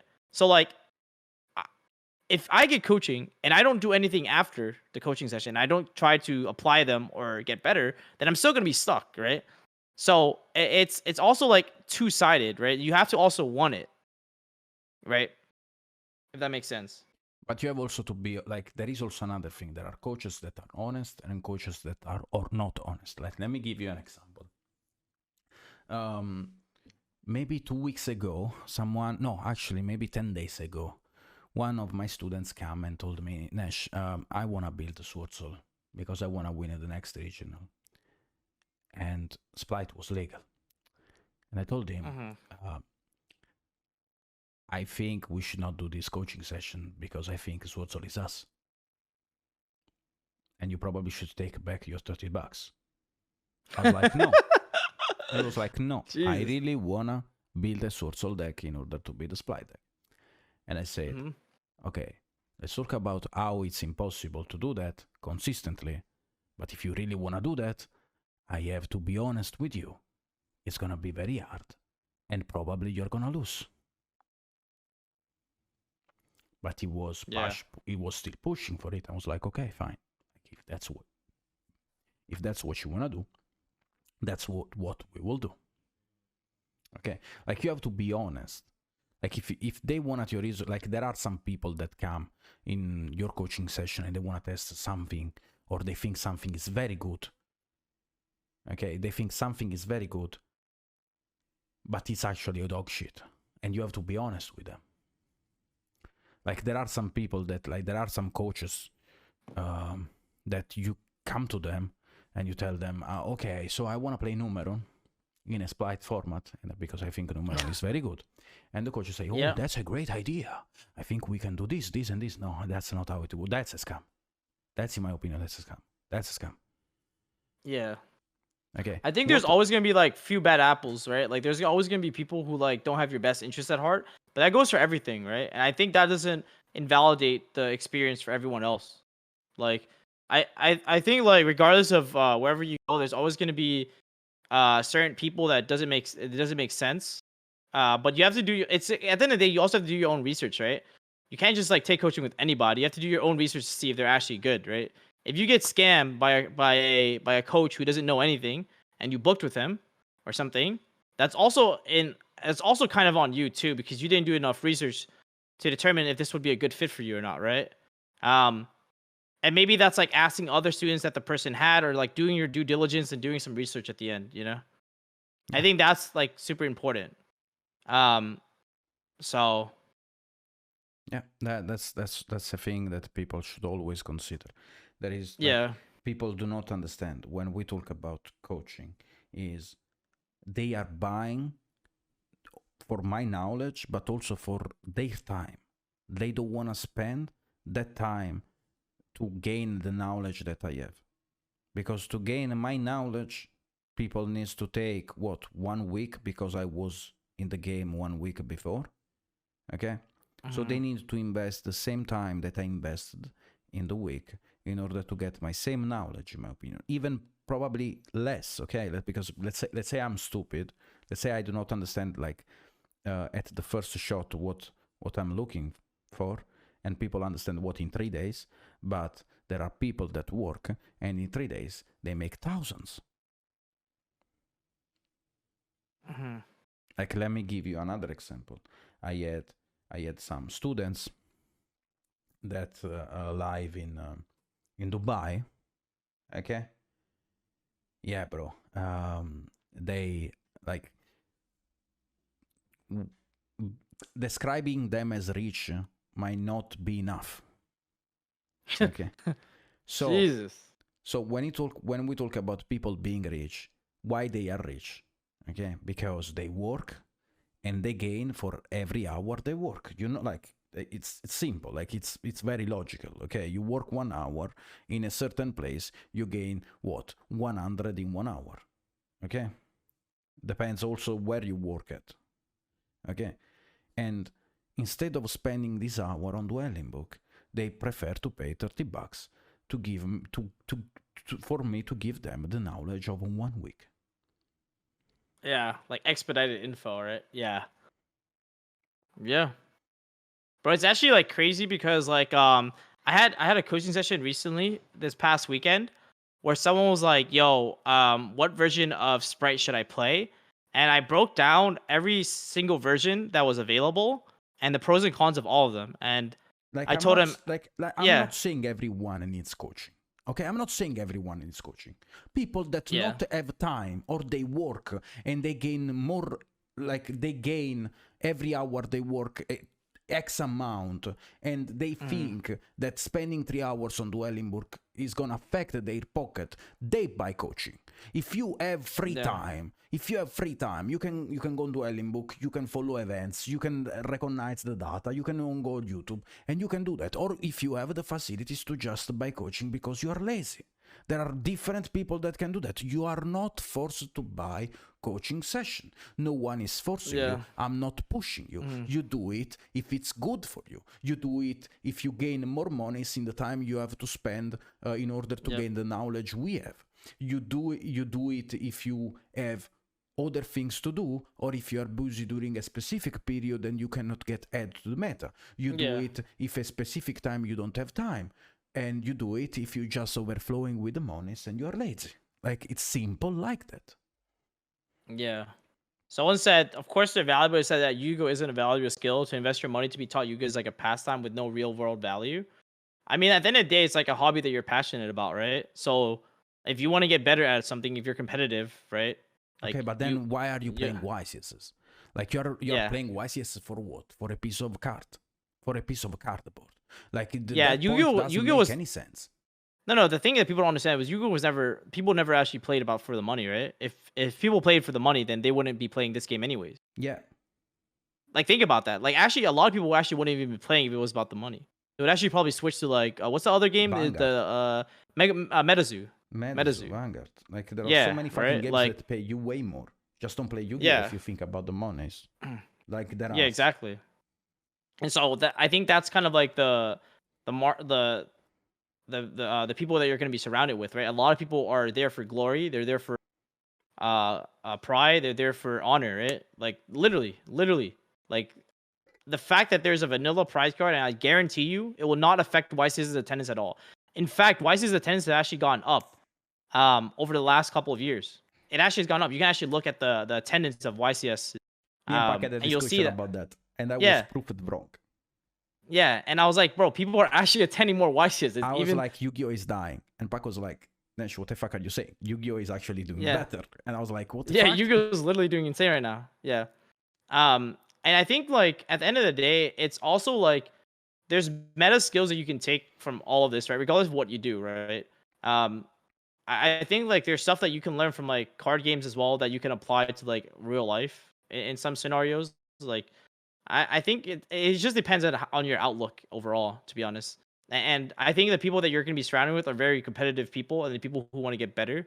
And if that's your prerogative, then go for it, right? Like I don't see how that's a bad thing. I only think coaching is bad when the coaches are like literally scamming people. And then what I mean by that is they don't actually help provide value, or they don't do enough due diligence or the research to help people. I think that's when it becomes like a problem. But that's gonna exist in any facets of life. Like scammers exist in every facets of life, right? Like that's gonna happen. So I don't know. Like I do think that the game is like really difficult too. Like for example, there's not a lot of people who like can understand like the damage step, for example, or they can learn it by themselves. I learned that by myself actually. I literally went and read it and understood damage step rulings by myself. But not a lot of people want to dedicate that time to learn it, so they wanted me to tell them in like 15 minutes or something. And I think that's why like it's like kind of interesting, right? That at the end of the day, you're just basically paying for time. Any sort of like money is basically, if you think about money, it's basically a transaction with time. That's really what money is. You either work for money, which is you give up time for money, or you give up money for time. It's actually that's the if you really think about it, that's ultimately what it is. So you have to decide, like, are you gonna give up your time for money? And in which case you're not playing Yu-Gi-Oh. And if that's the case, then you want to give your money for time to get better at the game. And that's pretty much what it is. So the whole thing, like, that's my thought on the whole coaching thing, because a lot of people are saying like scam or whatever, and I'm like, I don't really think so. I think a lot of people can benefit from it. I think not everyone is lucky enough to get in a position where I am, where where I get access to top players all the time, and they don't charge me. There are actually people who, like, I'll give Hani as an example. He was coaching people for free, but it wasn't like he just didn't call it coaching. Does that make sense? Oh, I mean, I had that experience. Okay, let me explain. Yeah, like I had that experience. At the start, maybe 2-3 years ago, I was actually helping people randomly. If you go on my profile on Dwelling Book, you will see a lot of comments of people thanking me because I helped them for free. Yeah, okay. I think Raph was one of them, right? What? Didn't you build one of Raph's deck, like Raph's deck or something? I watched one of like Raph's, like Raphael Nevin. No, one of his deck profiles. That's not that. I mean, I'm talking about. I'm not talking about that scenario. Like he's a very good player. I'm talking about a scenario in which someone literally new to the game asked me for help.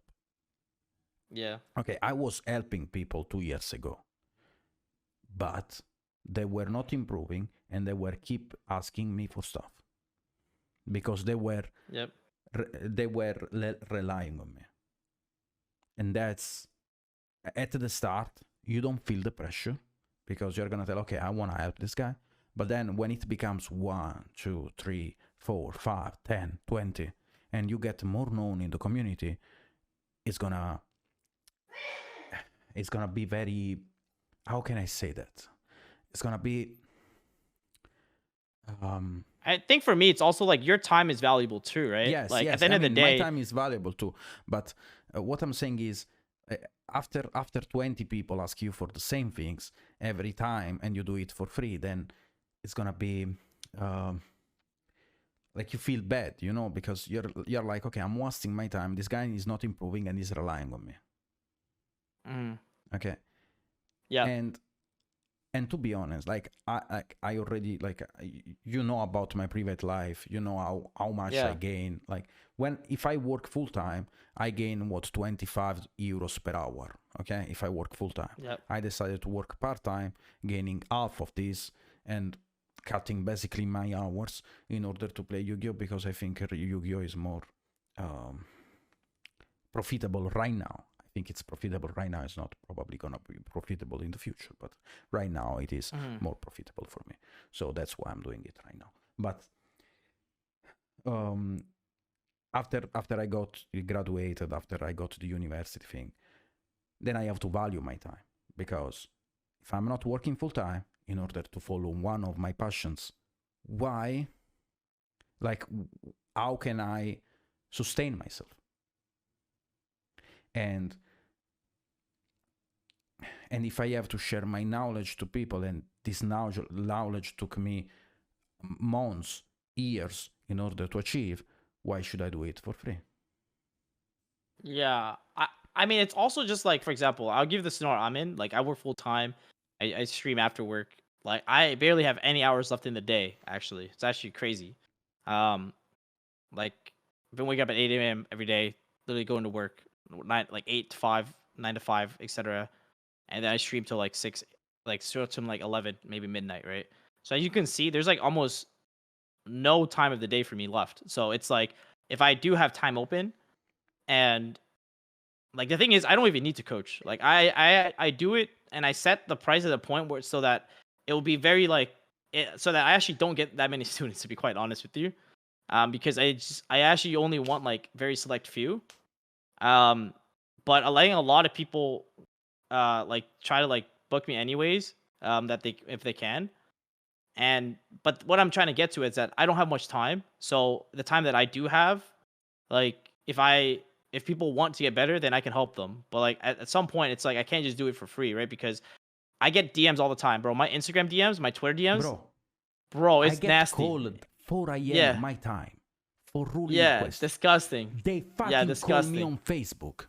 They fucking call me on Facebook. I have 4 a.m. my time. One time, I literally screamed to a dude, if you fucking call me a game, I'm gonna take a fucking trip in order to pay your fucking gas.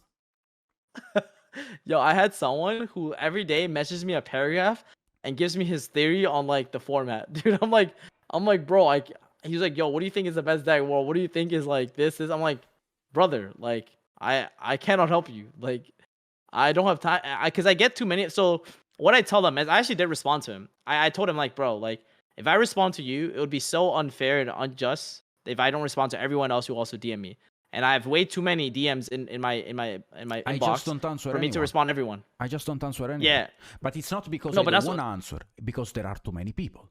Like, just too many. Yeah. Like, I that's get why I said 100 DMs per day. On my Discord, I had literally to create a fake Discord to bait people to DM me there. Dude, I have a Twitter. My Twitter right now is everyone sending me the deck list and be like, yo, what are your thoughts on this? What are your thoughts on this? Yo, should I play this? Bro, your punk deck, can you give me the update version? Yo, would you play this card or nah? Actually, yo, can you let me know when the new list is up? People think that we it's are crazy. That we are piece of shit, or they think that we think like they think that we think that we are so good that they don't deserve an answer. No, bro. Yeah, no, I answer 100 DMs per fucking day, and people call me at fucking 4 a.m. on my Facebook. Yeah. No, I think it gets to a point where it's like literally exhausting, and I'm just like, damn, like I literally, it's not even about giving the Guu for free. It's like about the idea of like, if I respond to you, I have to respond to everyone, and if I don't respond, like, you know what I'm saying? So it's also rough because like they do it when I'm like, bro, I have like a life outside of the game too, you know? When I'm like not streaming, when I'm not working, I kind of want to relax at the gym instead of people DMing me, hey, yo, bro, at the gym when I'm doing cardio, people are like, hey, yo, bro, you got the Guu? Yo, what do you think about this tournament list? Yo, I've been trying out this frog deck. Yo, it's kind of broken. I'm like, bro, like I don't know what you want me to tell you, you know? But and the thing is, I don't mind it. Like I don't like hate people for doing it. I don't blame them. Like I can understand. I can understand it. Call me at 4 a.m. To be honest, I can understand. No, I actually had some people call me too. Actually, on Discord, they called me, and they were like, they kept trying to call me. I had to block the dude. I'm like, bro, like, stop calling me, bro. Like, what are you doing? Like, it's actually got crazy. So yeah. Like, they do not And, understand because they don't receive so many messages or they don't receive calls at fucking 4 a.m. Like, if people Yeah, were and- in our shoes, they would act the same way. Because at the start, you answer to everyone. After a bit, you try to ignore some people. After yeah, a long time, you just ignore everyone. If you don't are in our shoes, you cannot understand how it's annoying after a little bit.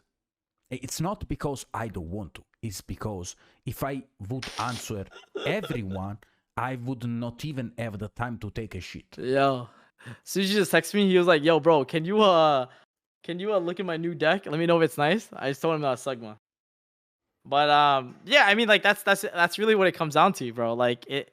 I think also the other thing is that, like, bro, a lot of people assumed I do like the whole content thing full time. Bro, I'll tell it to everybody right now, bro. I work on the side. I work full-time job as well, so it's not like I have time to just be like, hey, yo, let me cook the goo for you guys. Like, you know, like I do my best. Like you know, the stuff I put out on Twitch, the VODs, like the YouTube stuff, I do my best to put that out, and like that's literally free content. That's like I would say it's pretty solid. Like if you understand how I think and like how I play, like it's literally out there on YouTube. It's literally there on Twitch. Does that make sense? Like it's actually there. But yeah, bro. I mean, dude, I feel like an OnlyFans models. Instead of getting D pics, I get decked lists. Dude, it's actually hilarious, bro. Like, cause I think this is the last thing I had in mind was the whole idea of like Master Duel, where you think it can actually head, because I don't know if you saw the announcement where they're announcing like the Duelist Cup, you know? And if it's possible for it to be competitive for Yu-Gi-Oh players. Like, do you think like Master Duel can be competitive even with just best of one? Is what I'm saying. Because I don't think they'll implement the best of three. I mean, you have the answer. I think it can be, actually. I thought about it actually a little bit more. Because you have to build your deck differently. It's just a different game. Because think about it, like you just have to play it's basically a completely different game. So I think the issue is you can't apply the TCG logic to it. Like when you build a deck on TCG and Master Duel, it's almost like completely different. Like the deck building philosophy changes completely. I think what I find myself struggling with is when you try to use TCG deck building philosophy with Master Duel deck building philosophy. I think the only issue with the deck is the fact that the trap decks are really hard to answer when you main deck hand traps. I think that's the only issue of it. But like, other than that, like, yeah, the whole deck building concept of it is really like, because the thing is, like, when you have to grind the Master Duelist Cup, right? You're gonna have to like keep playing for what? You're gonna have to keep playing for like it's best of ones. Yeah, you have to keep playing it to grind it out. So you have to build your deck to be as optimal to win as fast as possible. So you need a deck that wins very fast. You need a deck that's like very good first or second, regardless of the role. So like you have to like apply those like parameters to kind of build your deck, but not. But what I'm trying to say is that like I think the issue comes when you try to take deck TCG philosophy and apply it to Master Duel when it's basically just a different game. It's like playing Legend of Runeterra or it's like playing Hearthstone. It's just a different game, but you have to accept it for that. I don't think you can like. I think like if we try to think that Master Duel is basically Yu-Gi-Oh TCG, it's never gonna work because it's never gonna be like that. Like they didn't build the game to be like that. They didn't build the So game like to be like that because they yeah. don't So want- what they didn't, and it's sad, right? I know you're probably like sick, but that's just how, bro. Like, because the thing was, the reason why I feel like people are even more disappointed. I'll tell you this too, because I think a lot of people thought this would be the new improved dueling book, and because it wasn't that, everyone's hella disappointed. But I do think like the game has brought so many new players into the scene, and it was very beneficial to Yu-Gi-Oh as a whole because it brought more players and more eyes onto the game, and people who like played as a kid, or like have seen the game or watched the anime are now actually more involved in Yu-Gi-Oh as a result of it, right? So like I think it has some pros and cons. I don't think without Master Duel, I don't think Yu-Gi-Oh would have gone this big from a Twitch perspective though. In a way. That's true. And that's very sad. That's very sad. Like, yeah, like it's actually like if you look at it as objective as possible, because I can hate on Master Duel all I want. I can actually hate on Master Duel right now if I could.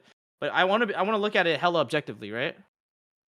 Like, if I look at it super objectively and I think about it, I'm like, in a weird way, even though the game wasn't what we wanted to be, it actually brought so much more attention to the game overall. Like, I think more people will convert to paper, and when I mean paper, I mean TCG, as a result of Master Duel. So, like, in a weird way, it also got more people playing paper or, like, playing TCG. Even though it wasn't, you know, it wasn't like that. Like, because think about it, right? Like, a lot of my videos, like my guides, like I had a prank kit guide, I had like a striker deck that I posted, and they went from like 20k to 80k, 100k views overnight when Master Duel got released, because everyone was like looking up Yu-Gi-Oh, and there wasn't Master Duel content, so they had to look at my paper profiles, they had to look at my TCG profiles to understand how to build a deck or what to do. And that's literally what happened, because the game itself has brought more attention to say, you know? That if actually pro players were playing Master Duel, the game would be unplayable.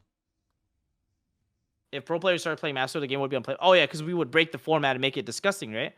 I mean, but that format yeah, is but that happens disgusting without our touch. If okay, but the TCG touch, imagine all the time that we are investing in the TCG, and you bring that shit into Master Duel because you want to win an insane prize. I think we are gonna get disgusting. We're gonna do disgusting. We're gonna do dirty dogs. But that's like, always been a Yu-Gi-Oh problem. It's not a Master Duel exclusive problem. Like the TCG has always been disgusting because of good players. Remember Orchis Striker? Orchis. There are 30 FTKs in Master Duel. 30. Okay. Yeah. I mean, yeah. There is 30 FTK. But okay, those so FTKs half the times those FTKs don't resolve because like of Maxi, Ash, no. Nib, Imperm. We are talking about real FTKs. We are talking about the warrior FTK. What's the name of the warrior? The Isolde? No. The dark one, Dark Warrior. The Dark Warrior FTK. Yeah. And that shit is consistent. Like, you don't stop that shit with envelopes. Yeah. Dark Warrior FTK is consistent. Like, what's the but name it still of loses the the warrior? hand trap. You still get cooked by Maxi. Name of the warrior. Which one? The last warrior from another planet or something? No. Talking about the rank 4. Rank 4 warrior. Oh, Rongo Bongo? Rongo Bongo, yes. Yeah. The shit is mad consistent, doesn't lose to end trap. And you can do it in Master Duel. Are you serious? Yeah. You don't beat that. Even if you draw Maxi, you don't beat that. Yeah, that's fair. I mean, like, it depends. Now, if you draw Maxi, you probably have a way to like nib them or something. Surely. You're gonna play what, Trini Biru in a Master Duel format. Yeah, I'm not saying the deck build is gonna be optimal though. That's the issue with best of one. Because you set up an Apollosa before. Like, you have to draw OD entraps. No, you're saying that, bro. If you get Maxi, I'm drawing like a million cards. I will resolve. Yeah, but I have also ways during my combo in order to prevent that shit. Yeah. And also imagine going second in a BO1 format. When I resolve my FTK and I play it correctly. Like, there is for sure a combo line on Master Duel that plays through every entrap. That is for sure. I'm not even thinking about how broken that shit. Like, I'm just thinking about that, and there is for sure a line combo that plays around every entrap. Then there is VFD, there is Rongo Bongo. Like, what are we talking about? Everything but the thing is, I mean, the way that their version of competitive format right now is structured is, if you play those type of decks, you have to play a deck that's fast though, like a fast win deck too. If that makes sense. Drytron. I mean, yeah, Drytron was the best deck for a while, but now everyone's playing so many hand traps. Drytron is not good. Like, there's a reason why Adventure Prank Kid is like one of the best decks in Master Duel. There is no way. Like, it's totally luck based. You have just to opt to not get against those decks. Yeah, I mean, I do think that it is more. I do think that worse players will win But but Master was designed for that because they want newer players to come into the game and win. I think it makes sense from a marketing perspective which sucks, but I do think it makes sense from a marketing perspective that if people play Master Duel and I just start playing the game and I'm getting pub stomped because someone's better than me, then they won't feel as good. They might quit. But if they win against people that are quote unquote better than them, or they win because they're sacking people, whatever, then they're more inclined to stay with the game and maybe spend monies, I guess, is maybe the logic, I think. Just leave Master Duel to rogue players and we are gonna focus on the TCG. Why do you want us to move on the Master Duel format and to break that shit and make that shit? I'm not saying we should move on to Master Duel format. I'm saying that like I don't think Master Duel being released is as bad as people put it to be. Because I think because they sell the product. They sell the product being the new TCG. Did they? I mean, it's what everyone think about, and they never left the news about that. I mean, like, they kind of made news. it. Yeah, they made it vague and like ambiguous on purpose, right? Because I think that's what people thought, and they were probably playing on that. But I don't know. Like I think the way I look at it is, sure, it's not the game you want, but I think it brought more people into Yu-Gi-Oh, so it's a win overall. I don't know. Like I do think it's definitely more luck based. Like don't get me wrong. Don't get me wrong. Yeah. I do not hate Master Duel. I think it's just not organized. I don't think they really think about it when they release the ban list like that. Because people that are protecting Master Duel, they do not understand how bad. But I don't think it's meant for, it's weird because you know how when they first marketed, they said there was gonna be like you can go to Worlds off it or whatever. So it's weird because I don't think they're necessarily marketing it for competitive players, but they will have a competitive component. I think, I don't know. Like people, we have to see what the Duel Links is. We have to see how not the Duel Links. Like here's the thing: people got a taste of what Master Duel actually is. There were no extra deck format in which Flanders literally dominated the format. Okay. Yep. People got a taste of Flanders. Okay, but Flanders in Master Duel is literally the peak of the mountain. It's nothing compared on what you can do on Master Duel. It's literally nothing compared on what you can do. People were hating on Flanders because it is actually disgustingly simple, consistent, and broken at the same time. But if you put good players in Master Duel, they are not gonna play Flanders, my bro. Like, okay. Let me explain this. I think, bro, if I'm on the marketing team of Konami, I think this was a win overall. Because think about this. I'm getting as many people as possible to come play the game. Sure, it might be asked for competitive players, but for casual players, it's actually lit. Because you can play any deck you want, and they're all good. They're all broken.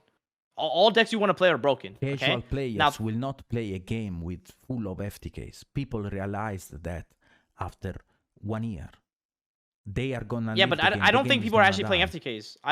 Bro, I've not queued up, and I played Master Duel a lot. I've not queued into an FTK in forever. Bro, you got paired against the bots. You got paired against the bots. I'm saying bots that were playing. I've climbed to Diamond 1 a bunch, and in my climb to Diamond 1, I've never played against an FTK actually. I've never played against. I've never got an FTK. Bot? Yeah, I did, but that happened like a couple times. You know why? Like 3 times. You know why? Why? Because they lost attendance and dropped the 4 million, the 2 million of people left the Master Duel. Wait, what are you saying? What do you mean? No, what do you mean? Bots are people trying to get free gems. Aren't they like grinding the gems for achievements? They're buying bots to get gems for their account. What do you mean? That's why people bought, because they're trying to get like games in, so they unlock all the achievements and then they get all the gems. I thought that was the whole point of it. Is that? Wait, what? No, what do you think the point was? I mean, I think the point was there were not enough players in specific No, that makes ranks. No sense. No, that's not how that works. No, bro, people yeah, you're literally clueless, brother. Yo, people bought because they want to unlock like stuff for less than paying for gems. So they bought to get more gems and stuff like that. Okay, let's move on to another point because I feel shit now. Okay. Yeah, literally. Little bro, you're bozo alert. Okay, but yo, what the same shit that are in Duel Links are in Master Duel. It's not legal anymore. They patched it. No, it's not everything patched. I'm sure about that. Maybe they figure out new stuff, but I mean, but you want me to bro, talk like about the that's cheat of Master Duel right now on stream? No, bro. There's cheats for any game you play. Okay, League of Legends had a cheat thing too, bro. You can play League of Legends with skins, whatever skin you want right now, actually, with a custom thing. You play League of Legends, bro. There are people aimbotting in CS:GO. I mean, you have to like literally play off something else to like not have people aimbot you. But, bro, like, what's the point? There's gonna like there's OD ways. Yeah, there are people with League of Legends literally scripting. You know what scripting means in League of Legends? Bro, they're literally like doing the most absurd movement ever in League. Like movements that are not human. Like they're like literally flashing, dodging, killing this opponent, and then one tap the other guy left and right. Like I'm just saying, like that's gonna exist in like there will always be an exploit or a cheat, regardless of what game you play. If it's online, there will be a way, bro. The hackers are broken. Like they're too good. So I don't even get the point there. Like that's gonna happen regardless. Like it's gonna happen regardless, bro. People will cheat in anything. They'll cheat in paper. They'll cheat in remote. They'll cheat anything. People cheating always exists. It'll never go away. Then like it's only a very small percentage too that does it. A very small percentage. It's not actually like big enough. Okay, like, so what's your I point? think. Should I play Master Duel? I'm not saying you should play. I'm saying that like the concept of Master is actually not that bad. I think like I mean, it's not it will. bad from like bro. Everything that Konami does is good from a marketing perspective. It's not good for a specific target of a player perspective. Yeah, but if you think about it, does it not make sense since the competitive player is so small? Wait, what? The competitive player base is so small compared to like everyone else. Obviously, so why would they need to literally love because of rogue players? Obviously, I totally agree on that. Yeah, so they don't need to market to competitive players. And if you can consider yourself a pro player, it's because there are non-pro players in the game.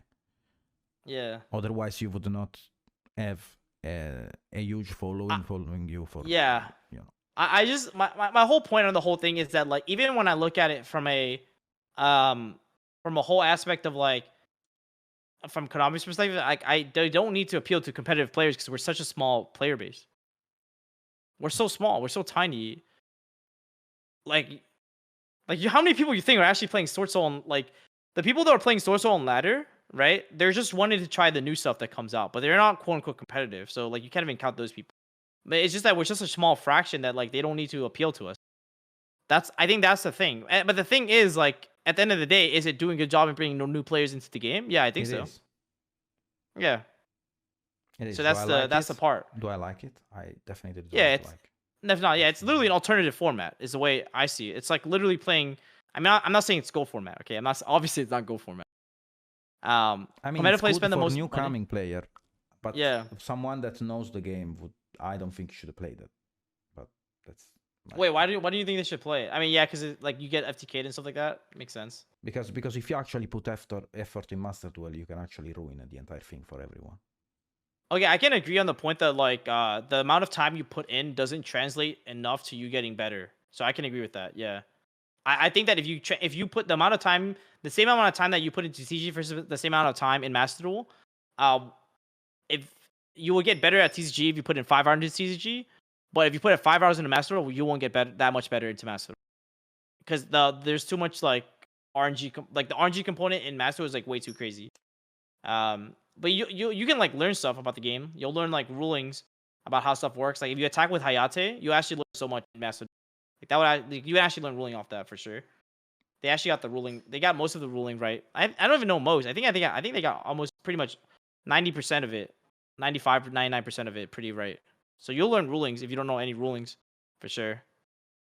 I mean, do you think people are gonna learn rulings through automatic interactions? People will just accept those. I don't think it's gonna I don't think people question themselves through when a chain link resolve or when an interaction resolve. I don't think people will do that. I think people will just accept it to be like that. That's why I you're saying that automatic simulators in general. Because people just click buttons, right? Yeah, I do. I think the bad part, the thing I don't like about automatic simulator is the thing that I hate the most about automatic simulator is that for very specific effects that I know for sure someone would forget in the TCG, you cannot forget in Master. That's the only thing that's really annoying. Like there's like, for example, right? I'll give you a good example. If you go like, if I go Baron, pop my own monster. Let's say I go Baron, pop my own Yazi. All right. And you have a Chow Fang on the board. Most people would not know that you can trigger Chow Fang off your opponent popping your own monster. Most people will not know that. I guarantee you, 99% of people will not know that you can Chow Fang trigger to summon a dark monster from your deck if your opponent Baron pops their own monster. 99% will not know that. But, like, I would say that, you know, like, I guess it helps you learn, like, those crazy niche interactions. And now you know it. But, I mean, most people don't, bro, you gotta understand, most people just play for fun. Most people just play for fun, bro. They're not playing for, bro, you think people are playing for, like, I mean, there's also no competitive format, I guess, in Master right now. But I do think I have to see how the whole Duelist Cup works, bro. Because people are telling me it's gonna be like Duel Links where you actually get to go to Worlds.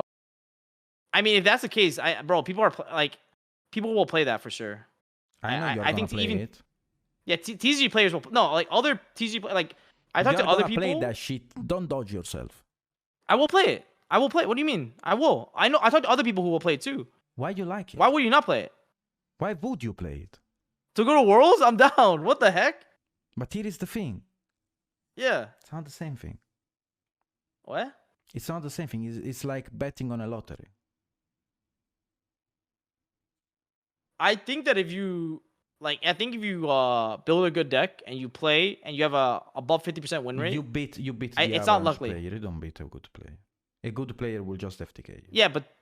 Yeah, but bro, it's like what are the odds you get paired against a good player? So I think the odds is in your favor. I think if you have above a 60% win rate, like Hearthstone, like in Hearthstone, right? We'll take Hearthstone as an example. You're not gonna beat everyone. Like if you have an above 50% win rate, like 60%, 70% win rate, you'll get to Legend. Like and you'll still do well. It's just a lot of grinding. I think it's just different. It's just a lot of grinding. As long as you just need above percent win rate. I think the luck is worse definitely in Master Duel though. The luck is pretty bad. Like sometimes if your opponent opens like crazy, it's definitely way worse for sure. But yeah. Wait, I need to get level 20. When is it, guys? When does the first one close?